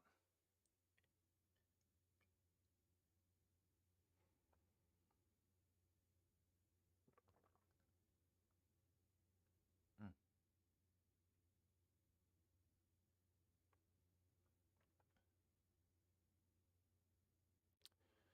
Who knows, maybe we can get another roughing the kicker call on this one.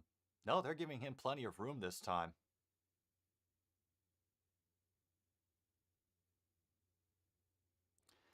And it'll be downed by Washington at the 16-yard line. So far, field position has meant nothing to the Cowboys. They have been able to march down the field whenever they want to, so let's just see if they screw it up for themselves on this one.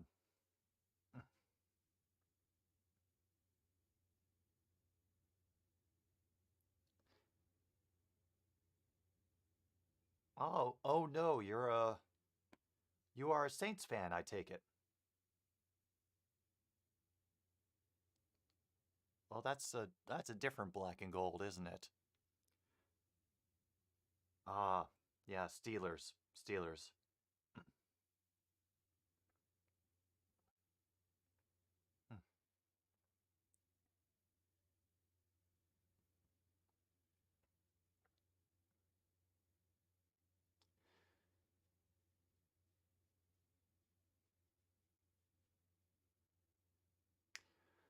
All right, Hill is back in the game. Nice to know that he's not gravely injured or concussed. Ah, that's what I thought. Saints. That was the first team that popped into my head. Like black and yellow feels more like Steelers colors to me. I don't know why they claim black and gold brigade when the Saints are much more gold than the Steelers. Ah, I really hope your quarterback situation gets straightened out down there. I do not think Hill is the answer, especially not with the wrecked state that he is in.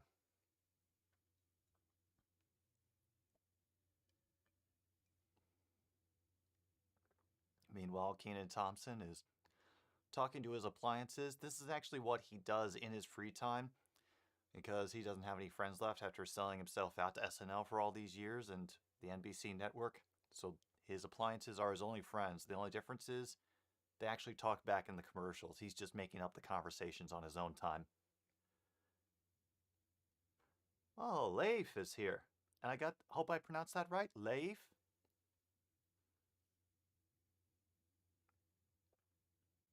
Yeah, black and gold is Saints, black and yellow is Steelers. I do want Gardner Minshew. Gardner Minshew is, like, he just feels, he is just like one of those players that makes watching the game fun.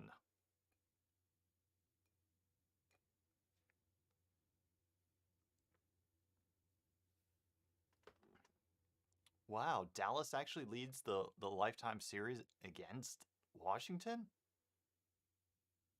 Yeah, that makes sense. They had all that domination for the 90s.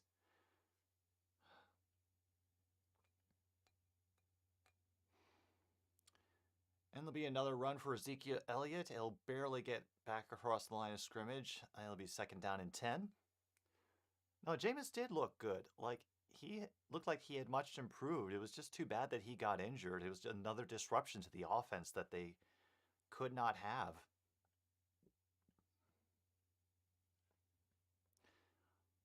Prescott alone in shotgun again is going to fire and will get a catch for Gallup. Another 1st down for the Dallas Cowboys.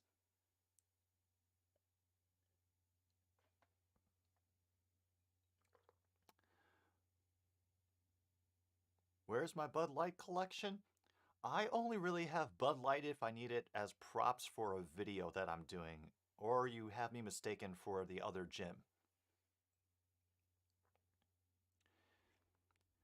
Chiefs got a field goal, and Michael Gallup gets a catch for about 4 or 5 yards on 1st down.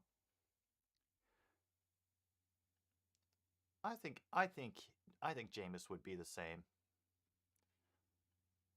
he's shown himself to be pretty resilient.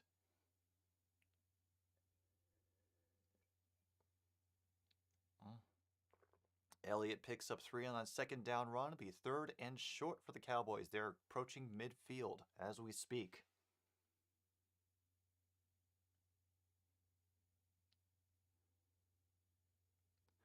Yeah, if the Raiders do come back, the peak chaos will be delicious. If they do win, I will be...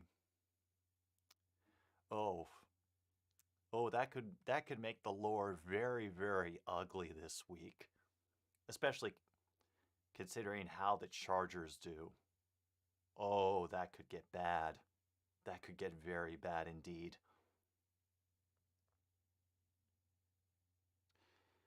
Today's turning into the war of attrition that nobody wanted. Yeah. Wait, Baker Mayfield? Are you talking about is in the tent? That Baker? Oh boy. And Baker's back on the field. Ugh. Most overrated player. Gonna have to think about that one. Most overrated player.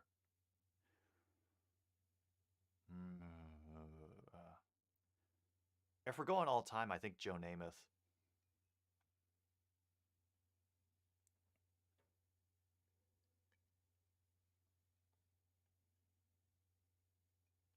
Yeah, right now it is 38-3 in the game that has no name.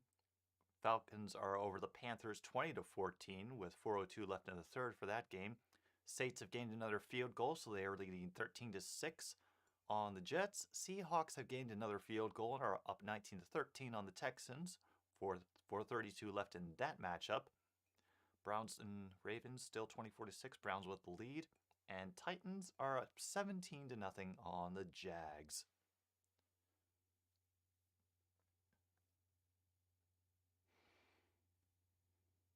Yeah, this is an odd mixture of games. I really wish I was watching one of the other ones. But once again, if I get to 1,000 subscribers, I will shell out for NFL Sunday Ticket, and then, oh then, we can have the meme watching that we deserve.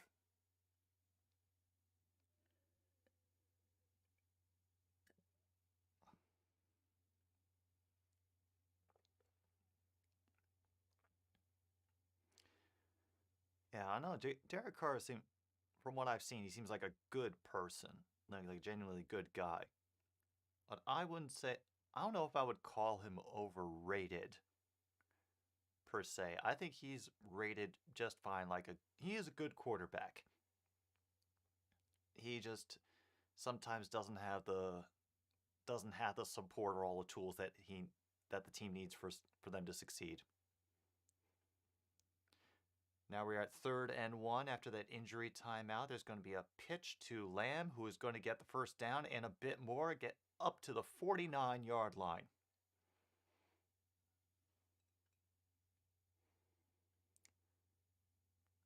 Titans win and they shut out an inferior opponent. Is this false hope? Optimism? Consider a nice dollar store bag of Cheetos, you know? A good treat you have, but you know deep down that it doesn't really mean much. I mean, it's nice that they won and that they're not losing to the Jaguars, but still, it's the Jaguars. Yeah. You have a good point. Oh no, Mac Jones is yeah, he is benefiting from an amazing situation. The Patriots are back at full strength because they don't have anybody bowing out from COVID. Um, he is playing just well enough that he's keeping the Patriots in the game, and I think that they have a good system right now. While there's a penalty on Washington that has been declined because they got a first down. Whatevs. But yeah, anybody who says that Mac Jones is the next Tom Brady, dude's been playing for one season. One season. And if anything, it's shown that Belichick's system is pretty plug and play for, football success. You could put any quarterback in there. Cam Newton had a hobbled Patriots team when he was there last year. If he didn't, I think he would have done a lot that the Patriots would have done better. Yeah.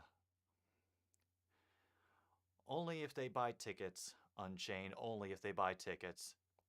Easy drop from Ezekiel Elliott. Incomplete. 3rd and 5. See, it's shit like that that makes me not think that Dallas is going anywhere.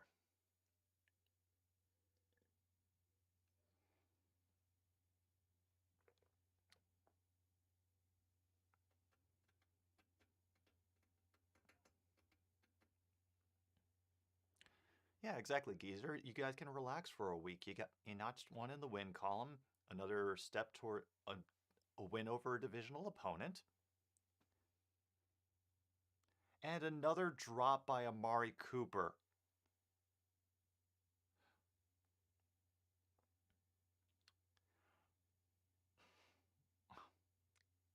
I know, Unchained. I know.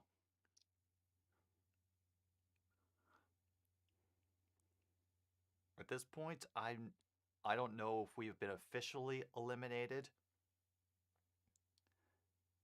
So there was still that like 1 in a million chance that the Lions could get in if a certain number of things happened, but I have to assume that after today, that situation has been shut down.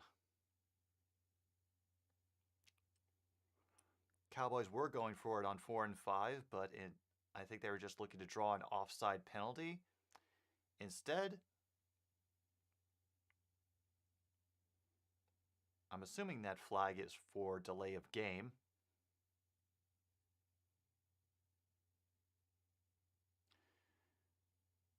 And then there's Taylor Heineke refusing to admit that he is hurt.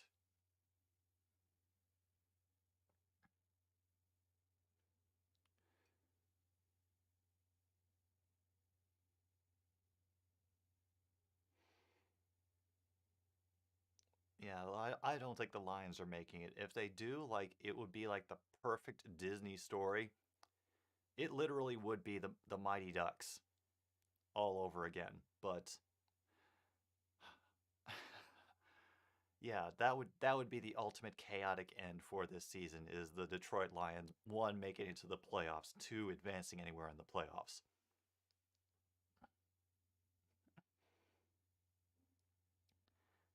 Have the Titans have swept the Jags and the Colts this season?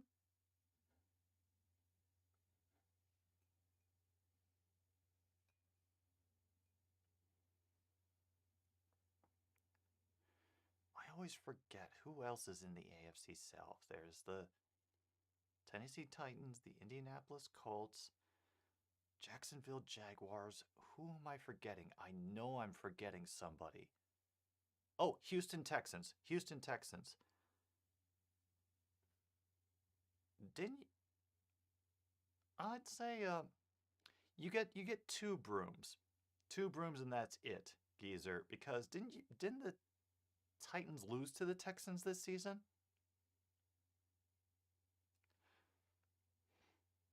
Yeah,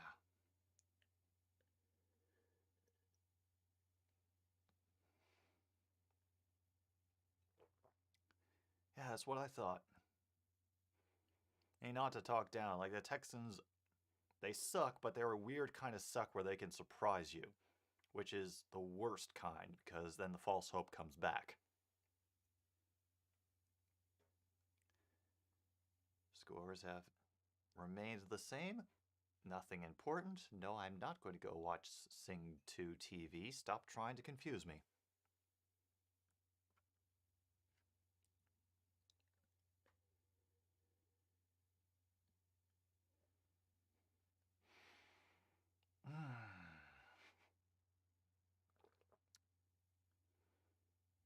Oh boy. I really was hoping for a better contest today, but So far, Washington has failed to get on the board, and Dallas, even though they do look like they're stomping Washington, are screwing up more than they rightfully should. Oh no, no, not absolutely not. Doesn't sound like excuses at all. Everybody knows that the Titans have been plagued with injuries this season, so yeah, it is understandable. And let's see if the Raiders can do something in that red zone, Bella. Hopefully they can beat the spread. Heineke back to pass on first down and misses Carter by 3 yards, incomplete. He was covered by Brown. I still think something is wrong with Heineke's arm, and they're just refusing to let him, or he's refusing to take himself out. Oh, McLaurin is being evaluated for a concussion. Now that hurts. First and goal for the Chiefs. Oh, first and goal for the Raiders. Nice. Gibson actually cracks off a run, picks up a first down. What do you know? Yeah, no, there will be no Sing 2 watch party. I haven't even watched Frozen 1 or 2. And Gibson will only get maybe one on that next play. But that play doesn't even end up happening because Dallas takes a timeout.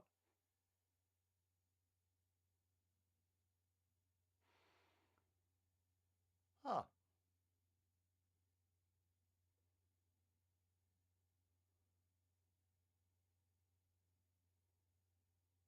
Yeah, that was just something was wrong with the way they were lining up on that play. Gibson found the right hole, finally cracked off a good run today.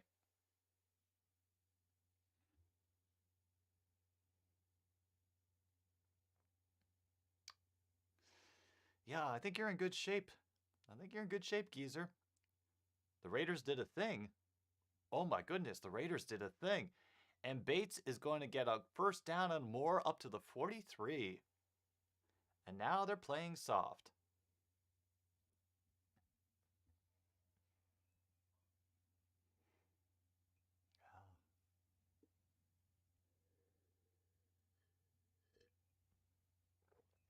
Deal with you, Rebecca. I will see the Frozens when the Walt Disney Company stops extending the copyright length in this country.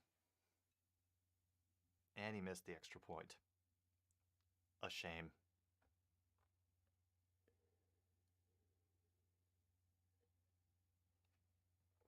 The only reason that Mickey Mouse has not fallen into the public domain is because Disney wants to keep a tight hold on all of their intellectual property. So every year they pay just enough people to extend the length of copyrights more and more and more years. And that's why we are running out of meat. That's why we have all these problems with copyrights, is because they're being held onto and nothing is going into the public domain anymore.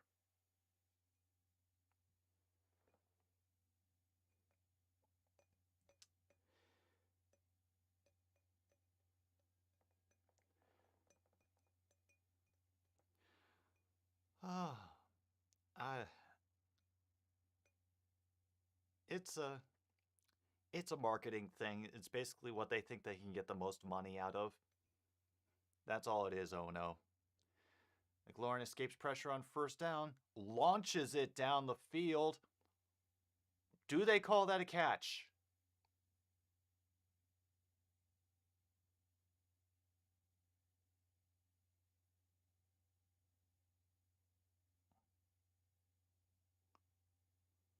Nope, out of bounds.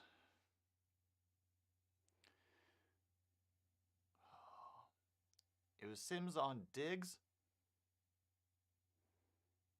Oh, his calf landed out of bounds. That was so close to being a wonderful, wonderful score.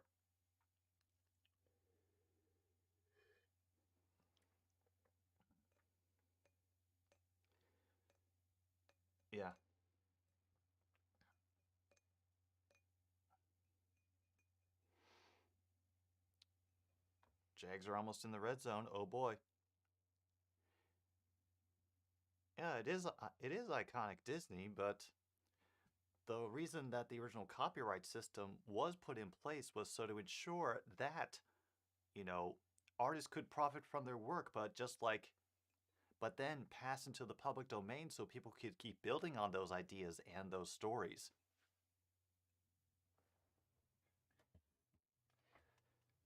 And right now, we have a huge problem with that, in that essentially just about a majority of the media from the 20th century, be it movies, TV, music, is being held hostage by all of these media companies.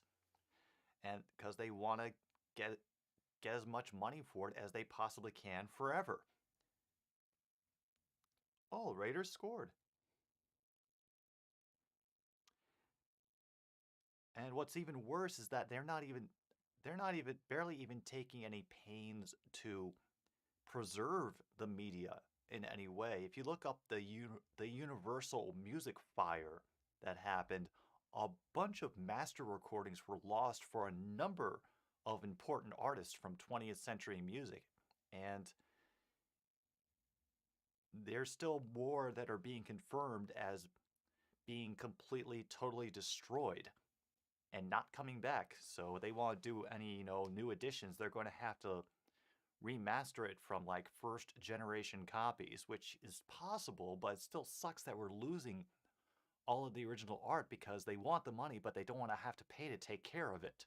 It's the same reason that we lost so many classic films from the early days of cinema, because they stored them improperly, and because the materials used to make the film, they would catch fire and just go up in go up in flames or degrade. We lost a lot of early cinema. Okay, well, I'm going off. Yeah, I kind of have a bug up my ass about, media ownership and copyright and intellectual property. Exactly, Kung Fu. Disney has bought most of their biggest competitors, and that's that's another problem that I'm not even going to touch right now. The whole, media empire consolidation thing. It's uh I saw actually somebody talking about it online, is that, oh, they got it. It's a touchdown. Call got reversed. They're going for a 2-point attempt? You crazy bastards. And Heineke dives and he gets it. 24-8.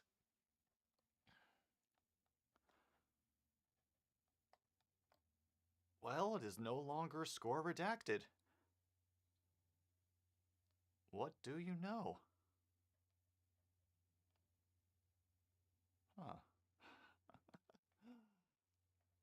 How the turntables.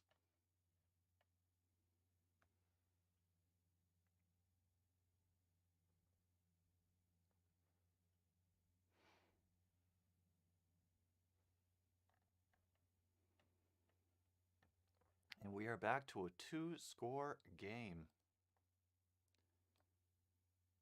We'll get fancy for this one.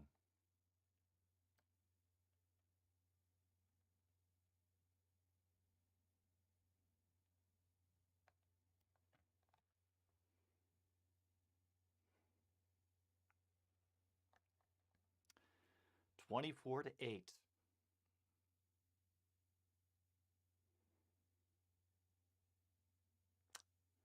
And a lot of spray from Sims as he celebrates that. Washington will kick off. 6:57 left in the third. If if Dallas blows this game, we must laugh at them forever. We must laugh at them forever.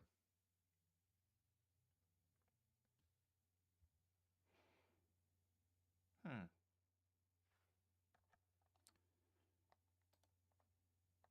I like that idea. Hang on.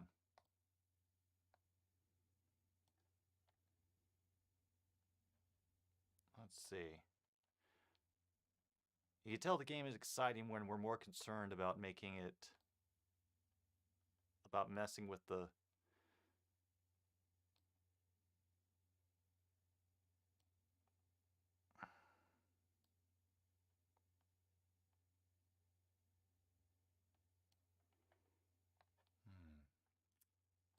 right.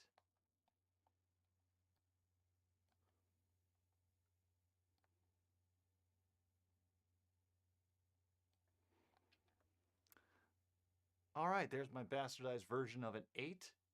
I know it's barely visible on stream, but I also am can't be arsed enough to make it any more detailed, as the Cowboys are already up to the 41 because I wasn't paying attention. I have to focus on my skills of an artist.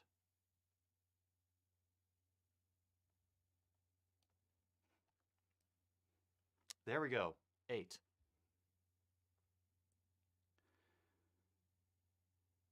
Yes. Oh, Saints are now winning 16-6. They just got another field goal. Oh, we can laugh at Minnesota forever too, and now another Washington player is being helped off the field, or accompanied off the field, I should say. He's leaving under his own power, and the ranks thin even further.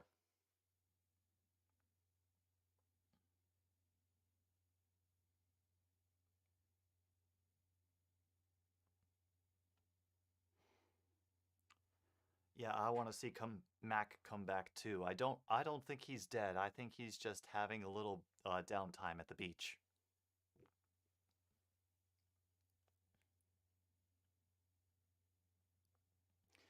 Yeah, as you all can tell from this setup, I am totally MLG Pro, multiple Kappa poggers, you know, all those things the kids say. As they stand up Elliott at the line, he will get no gain, 3rd and 4.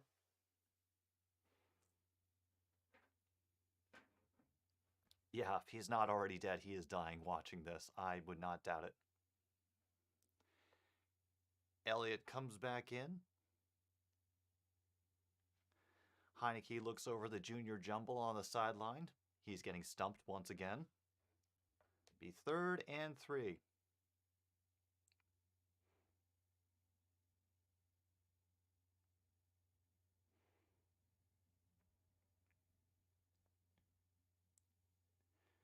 Prescott taking a snap in the shotgun. It's going to be he's going to get brought down behind the line of scrimmage because Washington actually did some good coverage on that play. 4th down. If only we had the special effects budget for that.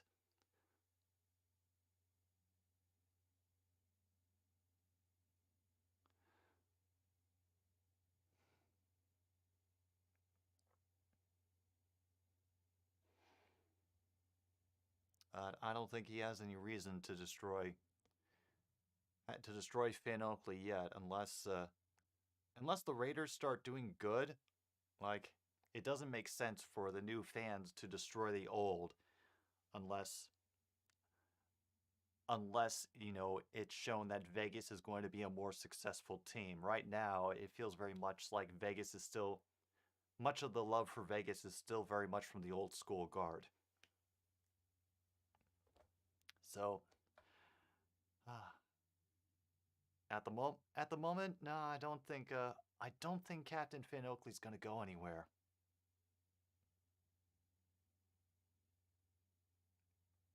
Meanwhile, 1st and 10 at the 20. Washington has the ball again. 4:05 left in the 3rd. This could happen, folks. This could happen. And it's just like I said at halftime. Dallas will ease up on the defense, and Washington will crawl back into the game, making people think they have a chance.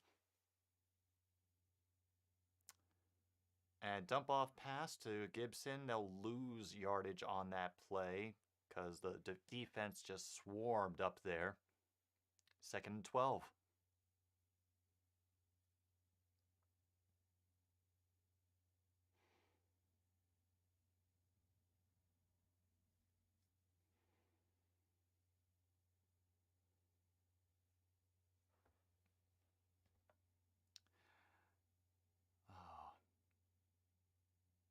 I mean, it's bad enough that they've lost McLaurin for this game, the rotating offensive line. Gibson will get most of that back, and will they call him down? Because it looks like he fumbled when he got tackled. Nope, it's Cowboys ball. They fumbled it.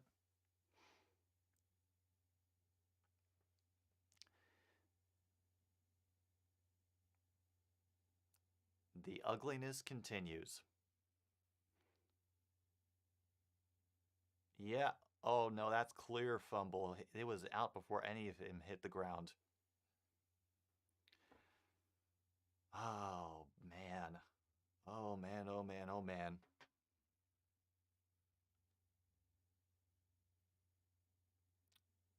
Browns doink. Oh, the Ravens got a field goal. Good for them. Good for them. Falcons have increased their lead to 26. That's Gibson's 6th fumble this season? Oh my. Oh my. Oh yeah, I forgot. I'm in the KC Las Vegas zone for the game. Not going to touch that.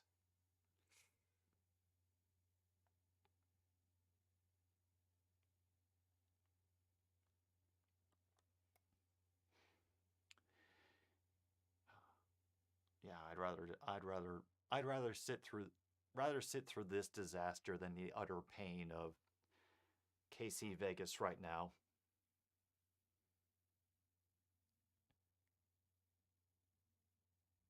And the Dallas has advanced to the 15, 1st and 10. Just letting the clock wind down.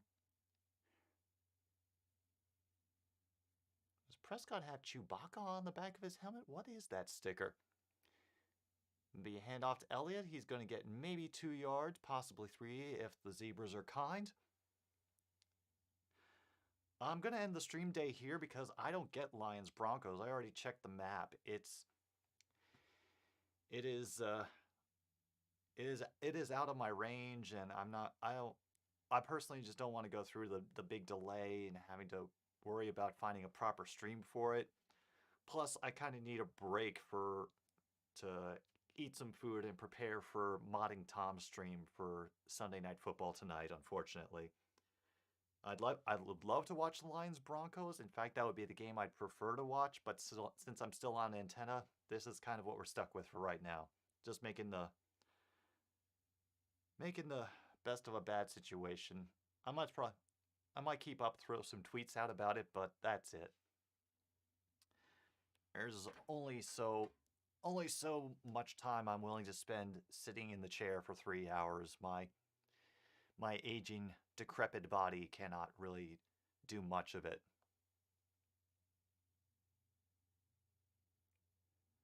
And some nice pass defense. Yeah, just knocking the ball out of his hands right there. We haven't heard 86's name we get called a lot today, and usually he's been a nice, reliable secret weapon for the Cowboys, almost the bonus tight end that they've been missing since Witten went away. What? Saints TD? Oh man. And Clement will get tackled after a gain of 1, be 4th down. But there is a flag. Of course there's a flag. Of course. Looks like it's going to be... What could Dallas have possibly done?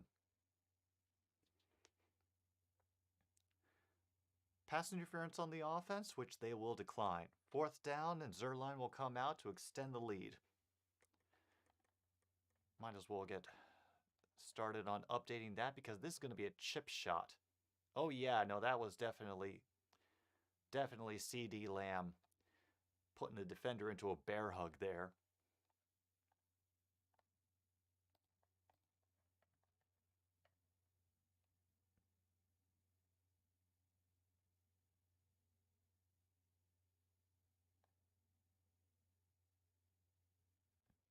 Come on, come on. Get this going. Get this going. 29-yard attempt.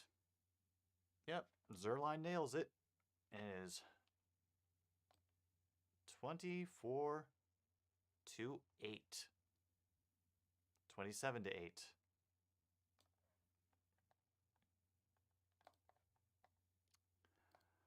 Ah, still not out of the third quarter.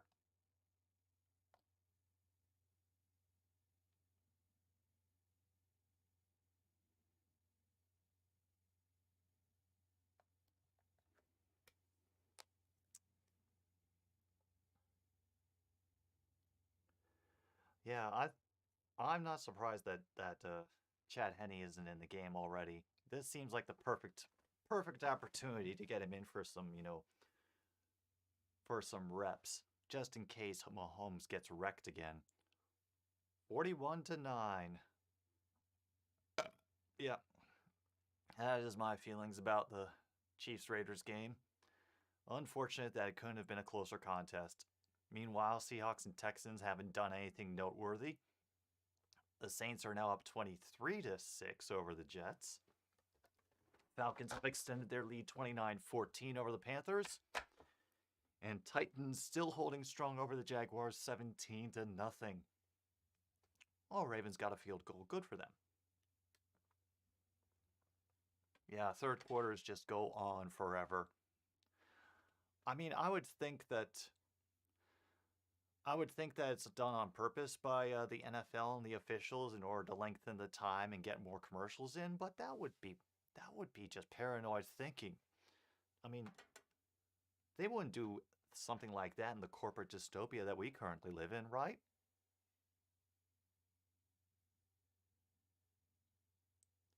It's a good time as any to mention our second half sponsor for this episode of Another Stupid Sports Show, our good friends Crispy Hexagons, the cereal that lets you know exactly what it is.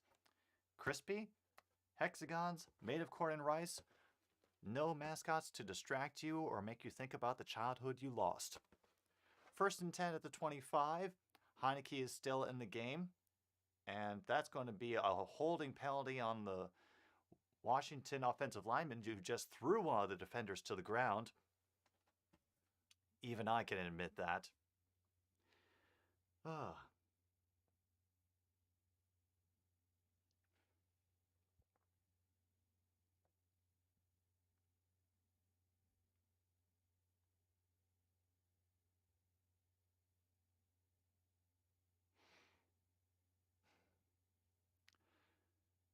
Meanwhile, 1st and 20, and we just let the time tick away. Not like you're trying to get back into the game or anything. Oh, no, no, no, no, no. Wouldn't want to do that.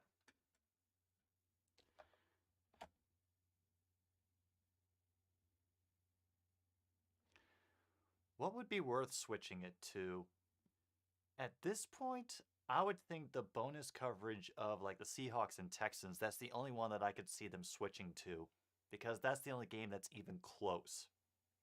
I mean, right now the Seahawks have it in at the Houston 20, 1st and 10, according to the box score that I have pulled up, but that's the only one that looks like it could still be a contest.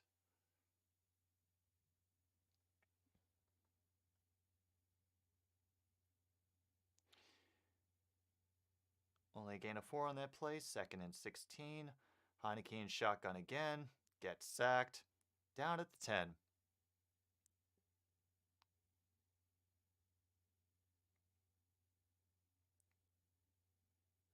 Yes, Lawrence, you got a sack against a damaged O-line. Good for you. Yeah, Broncos and Lions, they start playing 26 minutes. Oh, yeah, this is just embarrassing.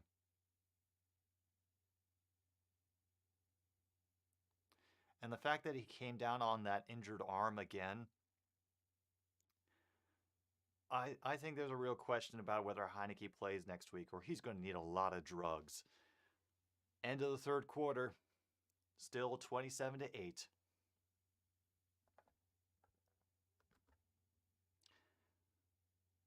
Yeah, I wouldn't mind the Saints, a little bit of meme action.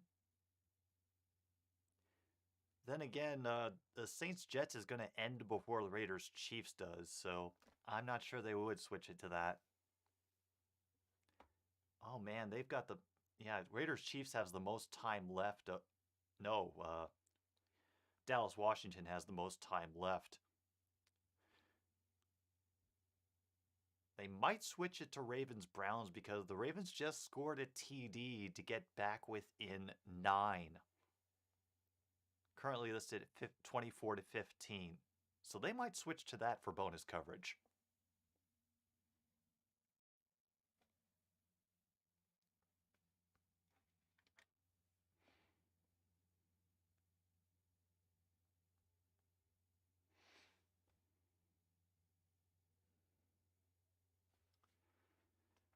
Meanwhile, the Plumbers and Pipe Fitters Union is advertising that I should come and start an apprenticeship for them. Nah. Sorry, Local 23.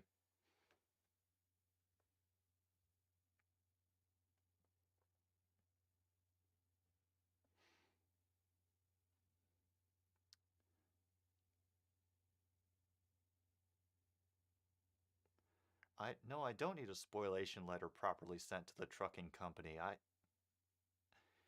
This is the weird thing about living in this area is I get all these ads that I know are definitely not targeted to me. They're targeted to what they think is the biggest demographic in this area, which is union blue collar workers and truckers personal injury lawyers. It is so strange. And Pepsi Zero Sugar. Ugh, no Pepsi. They started doing NFTs, so Pepsi is not. Well, they were never a very big fixture in this house, anyways, but no, definitely not now. Yeah, I don't want the Browns to blow it either. That'd just be embarrassing. Not as embarrassing as third and 20, third and 25 for Washington at their own 10. And all they do is a quick dump off pass to Carter, who will get back up to the 20. It'll leave it still 4th and 15. They're going to have to punt away again. Another fumble recovery for the Chiefs?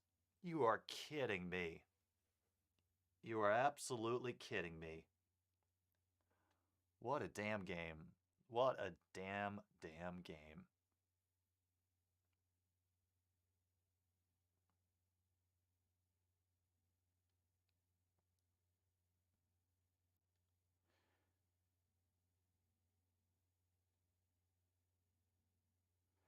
They'll let that punt roll to about the 39-yard line. Good field position for the Cowboys. And we'll see if they can grab themselves another 3 points, add to Zerline's tally for the season, because they apparently aren't interested in getting into the end zone with their offense.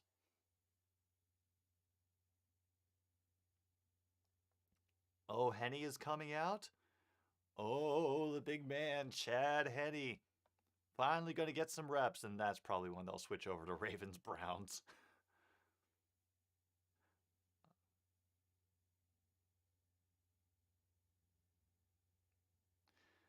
Clement will get 2 yards on the first carry, right up the middle, brought down quickly. 2nd and 8.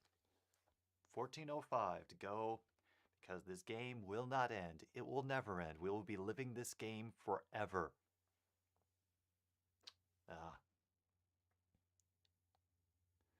Lions have 37 different outcomes to make the playoffs. Gives me hope.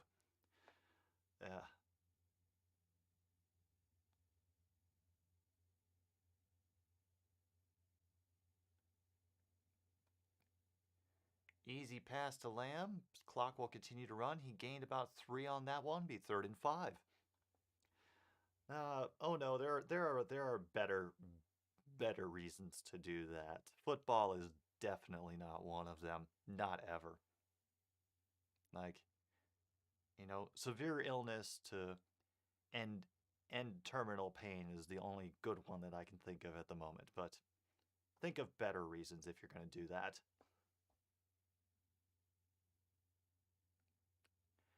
And in and out of the hands of Clement, incomplete, 4th and 4.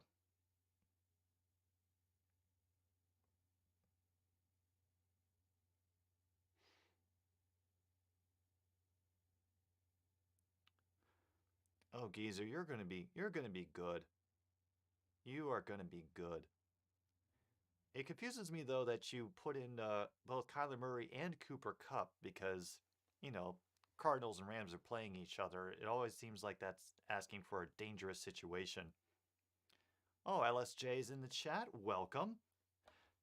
And a touchdown, Chiefs. Raiders have packed it up and gone home. Yeah. Yeah, I think that's pretty accurate. Heineke pretending he's not hurt. Still.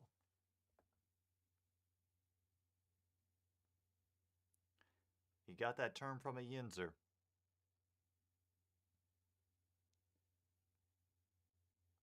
Sounds about right.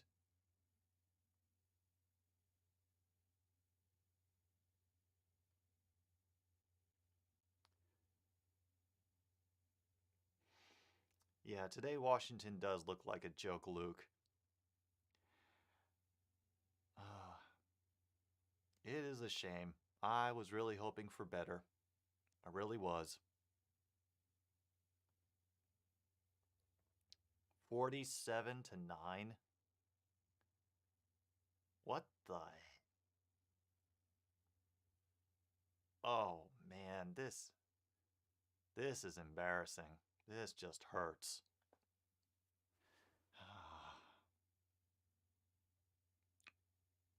Ugh.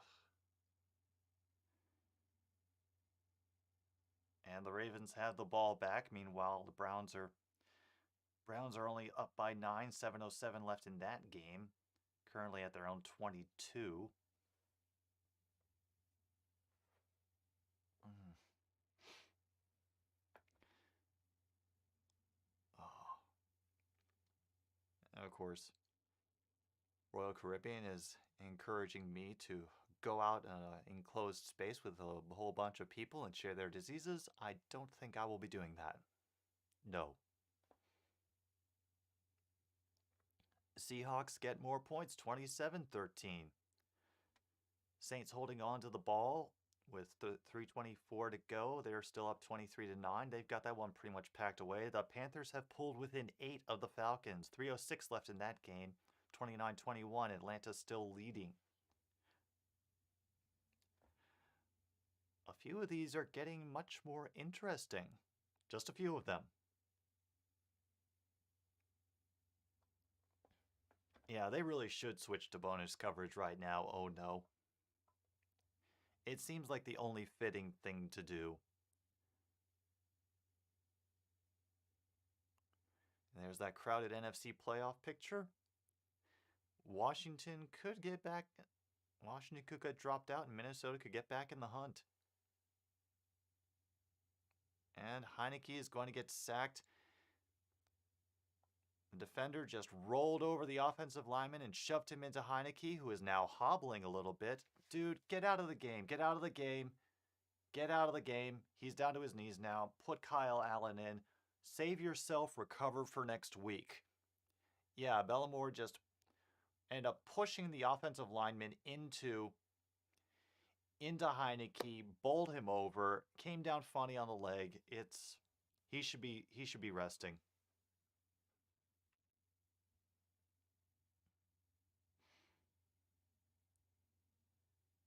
Lions needed Texans to beat the Seahawks, and that's probably not happening. Oh boy. And there are 2 injured Washington players on the field, Larson and Heineke. So Washington is falling apart in front of our eyes, and of course the Cowboys are standing around laughing, because of course they are.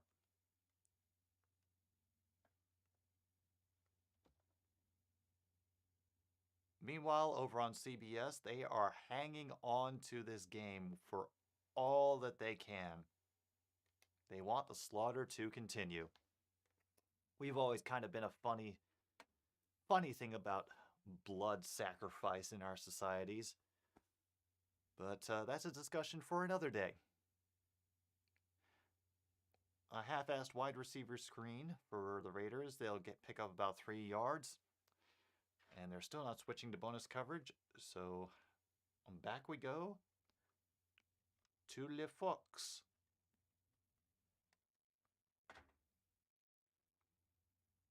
Yeah.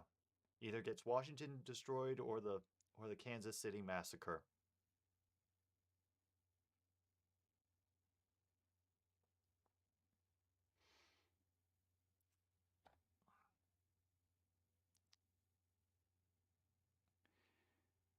Ah.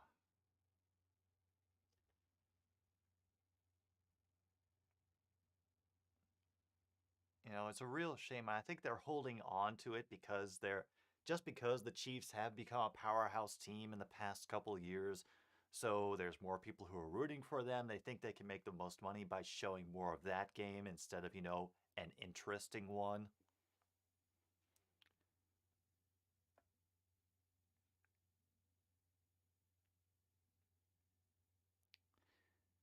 They could change the game, but then they would lose on that valuable ad money. Dollars, dollars, dollars. Ugh. That sounds ugly, geezer. Defenders bonking heads to try to defend a pass. Ugh.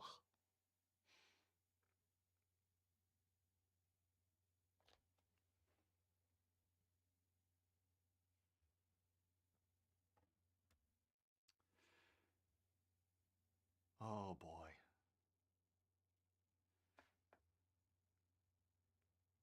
And there's still 12:45 to go. This game will never end.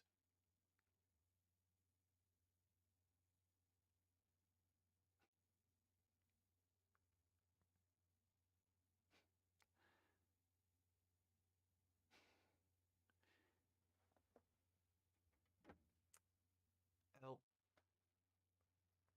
as getting me more excited for the Lions and Broncos, I can tell you that as Larson is carted off the field. That cannot be good. Heineke is rubbing his knee, and Allen is in the game, finally. Some reps for him. And very wisely, he throws it away because he was getting rushed like mad by all the defenders. Throws it right at the feet of Gibson, be 3rd and 20.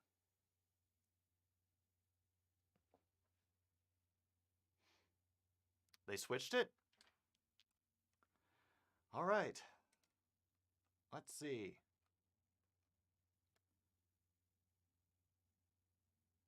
Yep, you're right. They just switched it. Screw that. All right, well, let's just say Washington wins, blah, blah, blah, blah, blah, blah, blah. Meanwhile, I will update the scoreboard, and we will care about that game instead.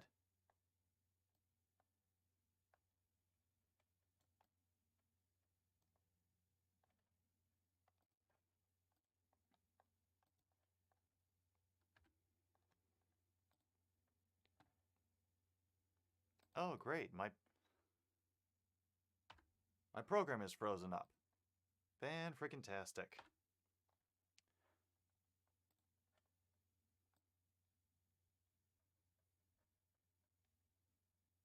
All right. I have 5:13 to make a new scoreboard. Oh my gosh, a Ravens quarterback actually completed a pass. That's Freeman getting out of bounds. Be a 2nd down for them.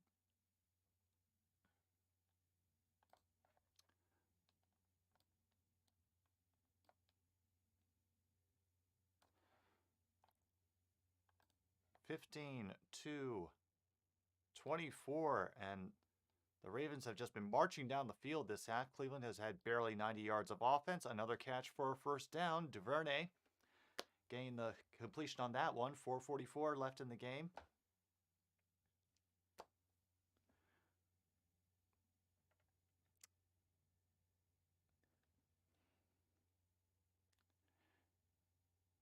The Cleveland defense is also kind of a wreck this season. But they managed to stop this pass play for only a gain of 2. Good for them.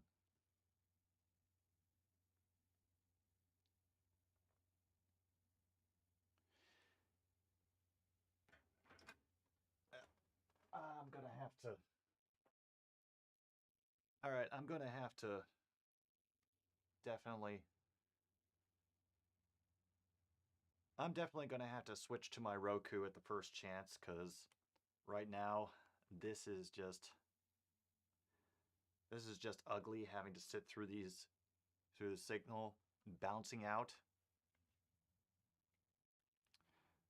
So, pardon me a moment while I get caught up again.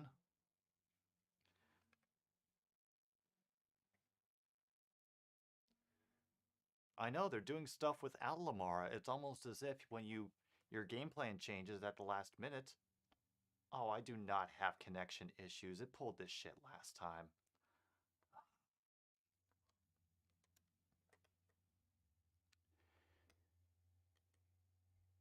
Oh, and now we're at 4th and 1 for Huntley. And Andrews got it. Got that first down. Nice pass from Huntley. Got just enough yardage that they needed. Yeah, CBS signal sucks over here, even with an antenna right in the window.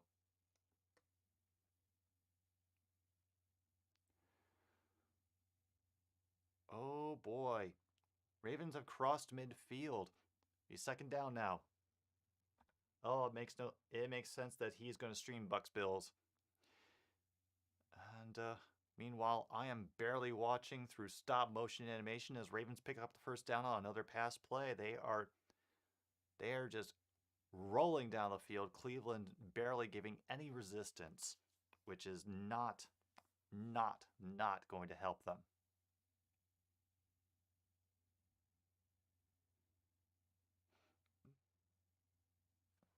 Looks like he spiked the ball to stop the clock.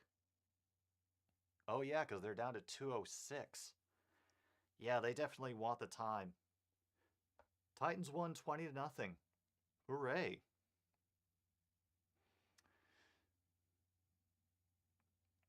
Jim Harbaugh in his sunglasses today so no one can see the empty sockets where his eyes used to be.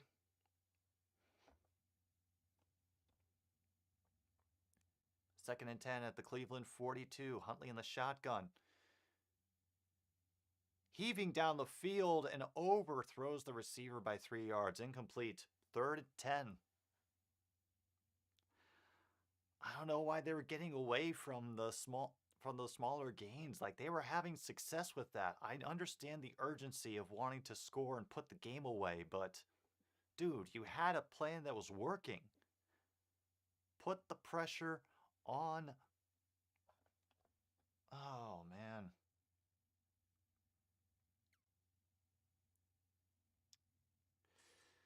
Okay.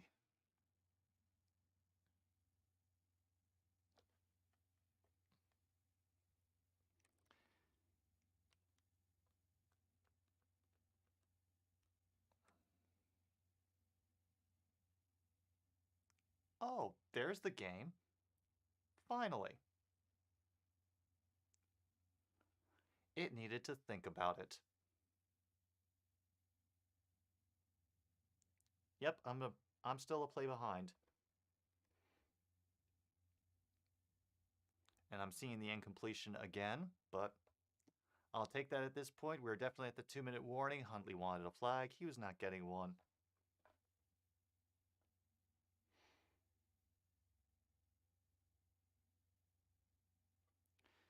Wow, Seahawks are now up 33-13 on the Texans. 4:09 to go there.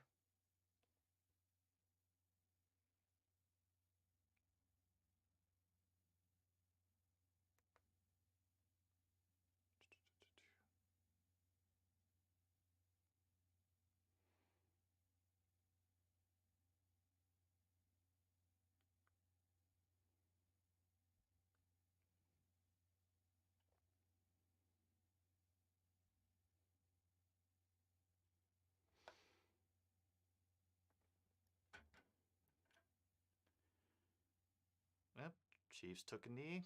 Surprises me none. Now we wait to see if the Ravens can pull out some magic with Huntley, or if the Browns escape with a win in the division. I'm at this point, based on what the little bit I've seen, I would not trust them to be able to pull this off.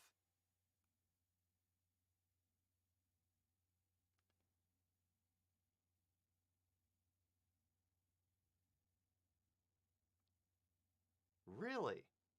Kicked out of the game? What the heck did they do? I do not want to go back and look because they've already that game has already eaten too much of my attention today, and I am done with Dallas Washington. They deserve nothing more but scorn and mockery, as far as I'm concerned.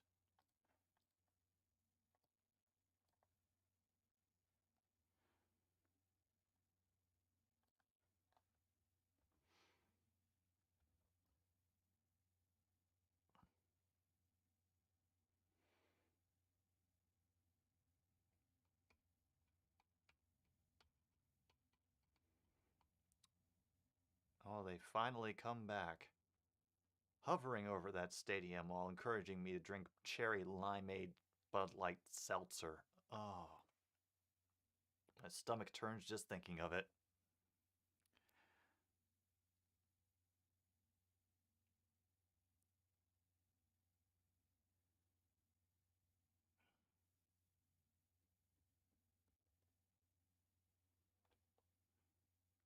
Third and 10. Huntley in shotgun with an empty backfield. Ravens only rush 4. And they will only gain 4. Clock is still running. They will not get the first down. They are essentially going to have to score here if they want any chance of making this, gaining an 8-pointer onside kick, and then rushing down for another field goal.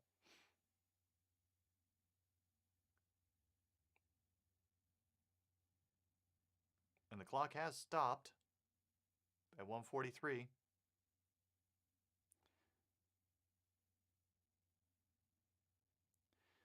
They have another Cleveland player hobbling to the locker room, and the teams keep falling apart. Oh yeah, Kevin Harlan, he's great. He does some legendary calls. Well, now we're going to see if they decide to take the field goal now and then go for the onside, or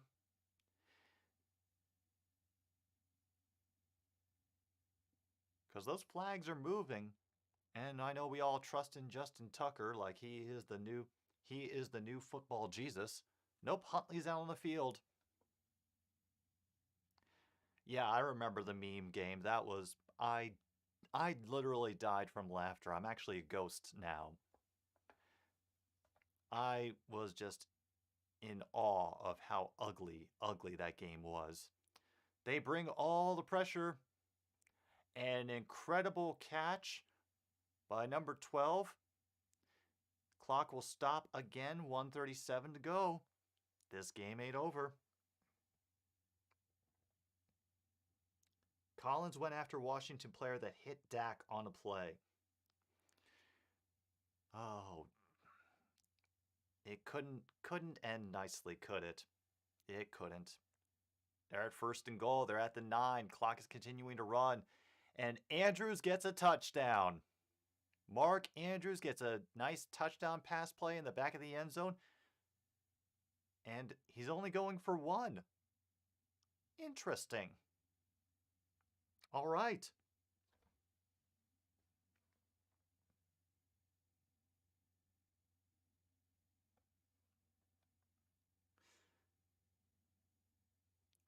That was the game with like 7 turnovers in it, and I think that was the stream where the famed Groosey Poosey was coined.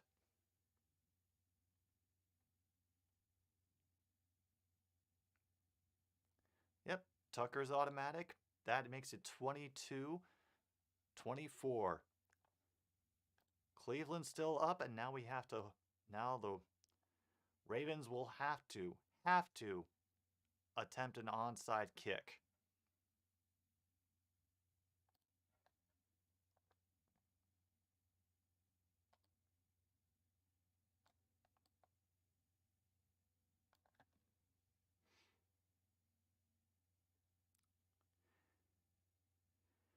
Yeah, the other mods can attest to, oh no, that I was already a giggling mess because of all the turnovers that were happening. It was so ugly. But then when the whole greasy pussy thing started, I lost the ability to breathe at a couple points. It was bad game, wonderful stream. And now, the big moment. Will Baltimore be able to pull it off? They're obviously setting up for onside kick. They have proper formation. Oh no! They got it. It bounced off one of the Cleveland special teamers and they recovered it at the 40. Holy crap. Holy crap. This game is not over.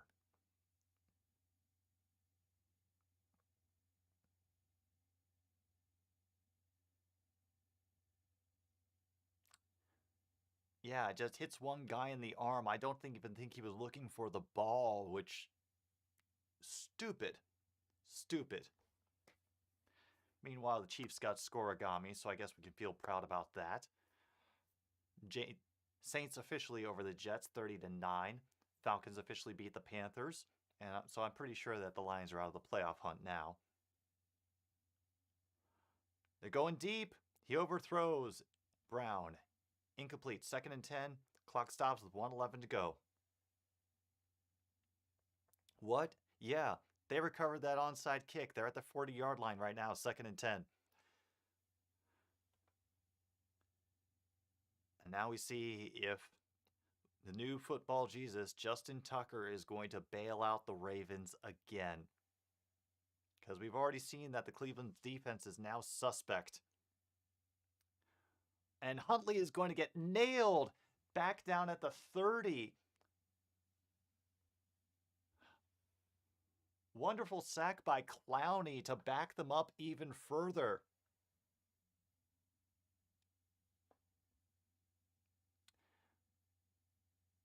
Yeah, it was just... He had gotten pushed to the outside, but then Huntley backed up and allowed Clowney to get a better angle on him. That was just bad luck. Oh, man. I think the Browns just got bailed out by Clowney. Baltimore had to spend a timeout to stop the clock. They are going to have to gain 20 yards on this 3rd down. And the Browns faithful are rising to their feet.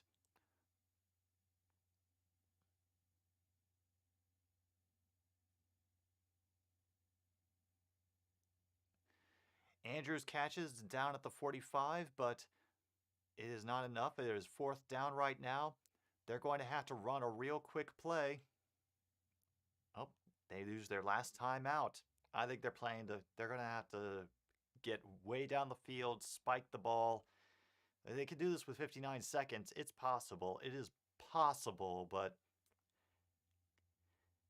can Huntley make the connection with either Brown or Andrews? Baker Mayfield on the sideline demonstrating to another one of the players how to do a proper cat's cradle. Number 19 whooping up the crowd. Empty backfield for Huntley on 4th and 6.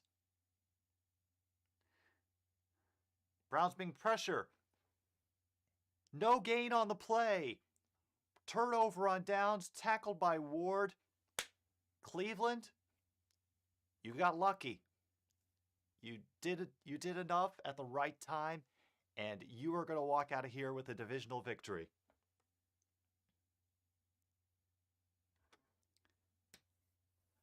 Wow.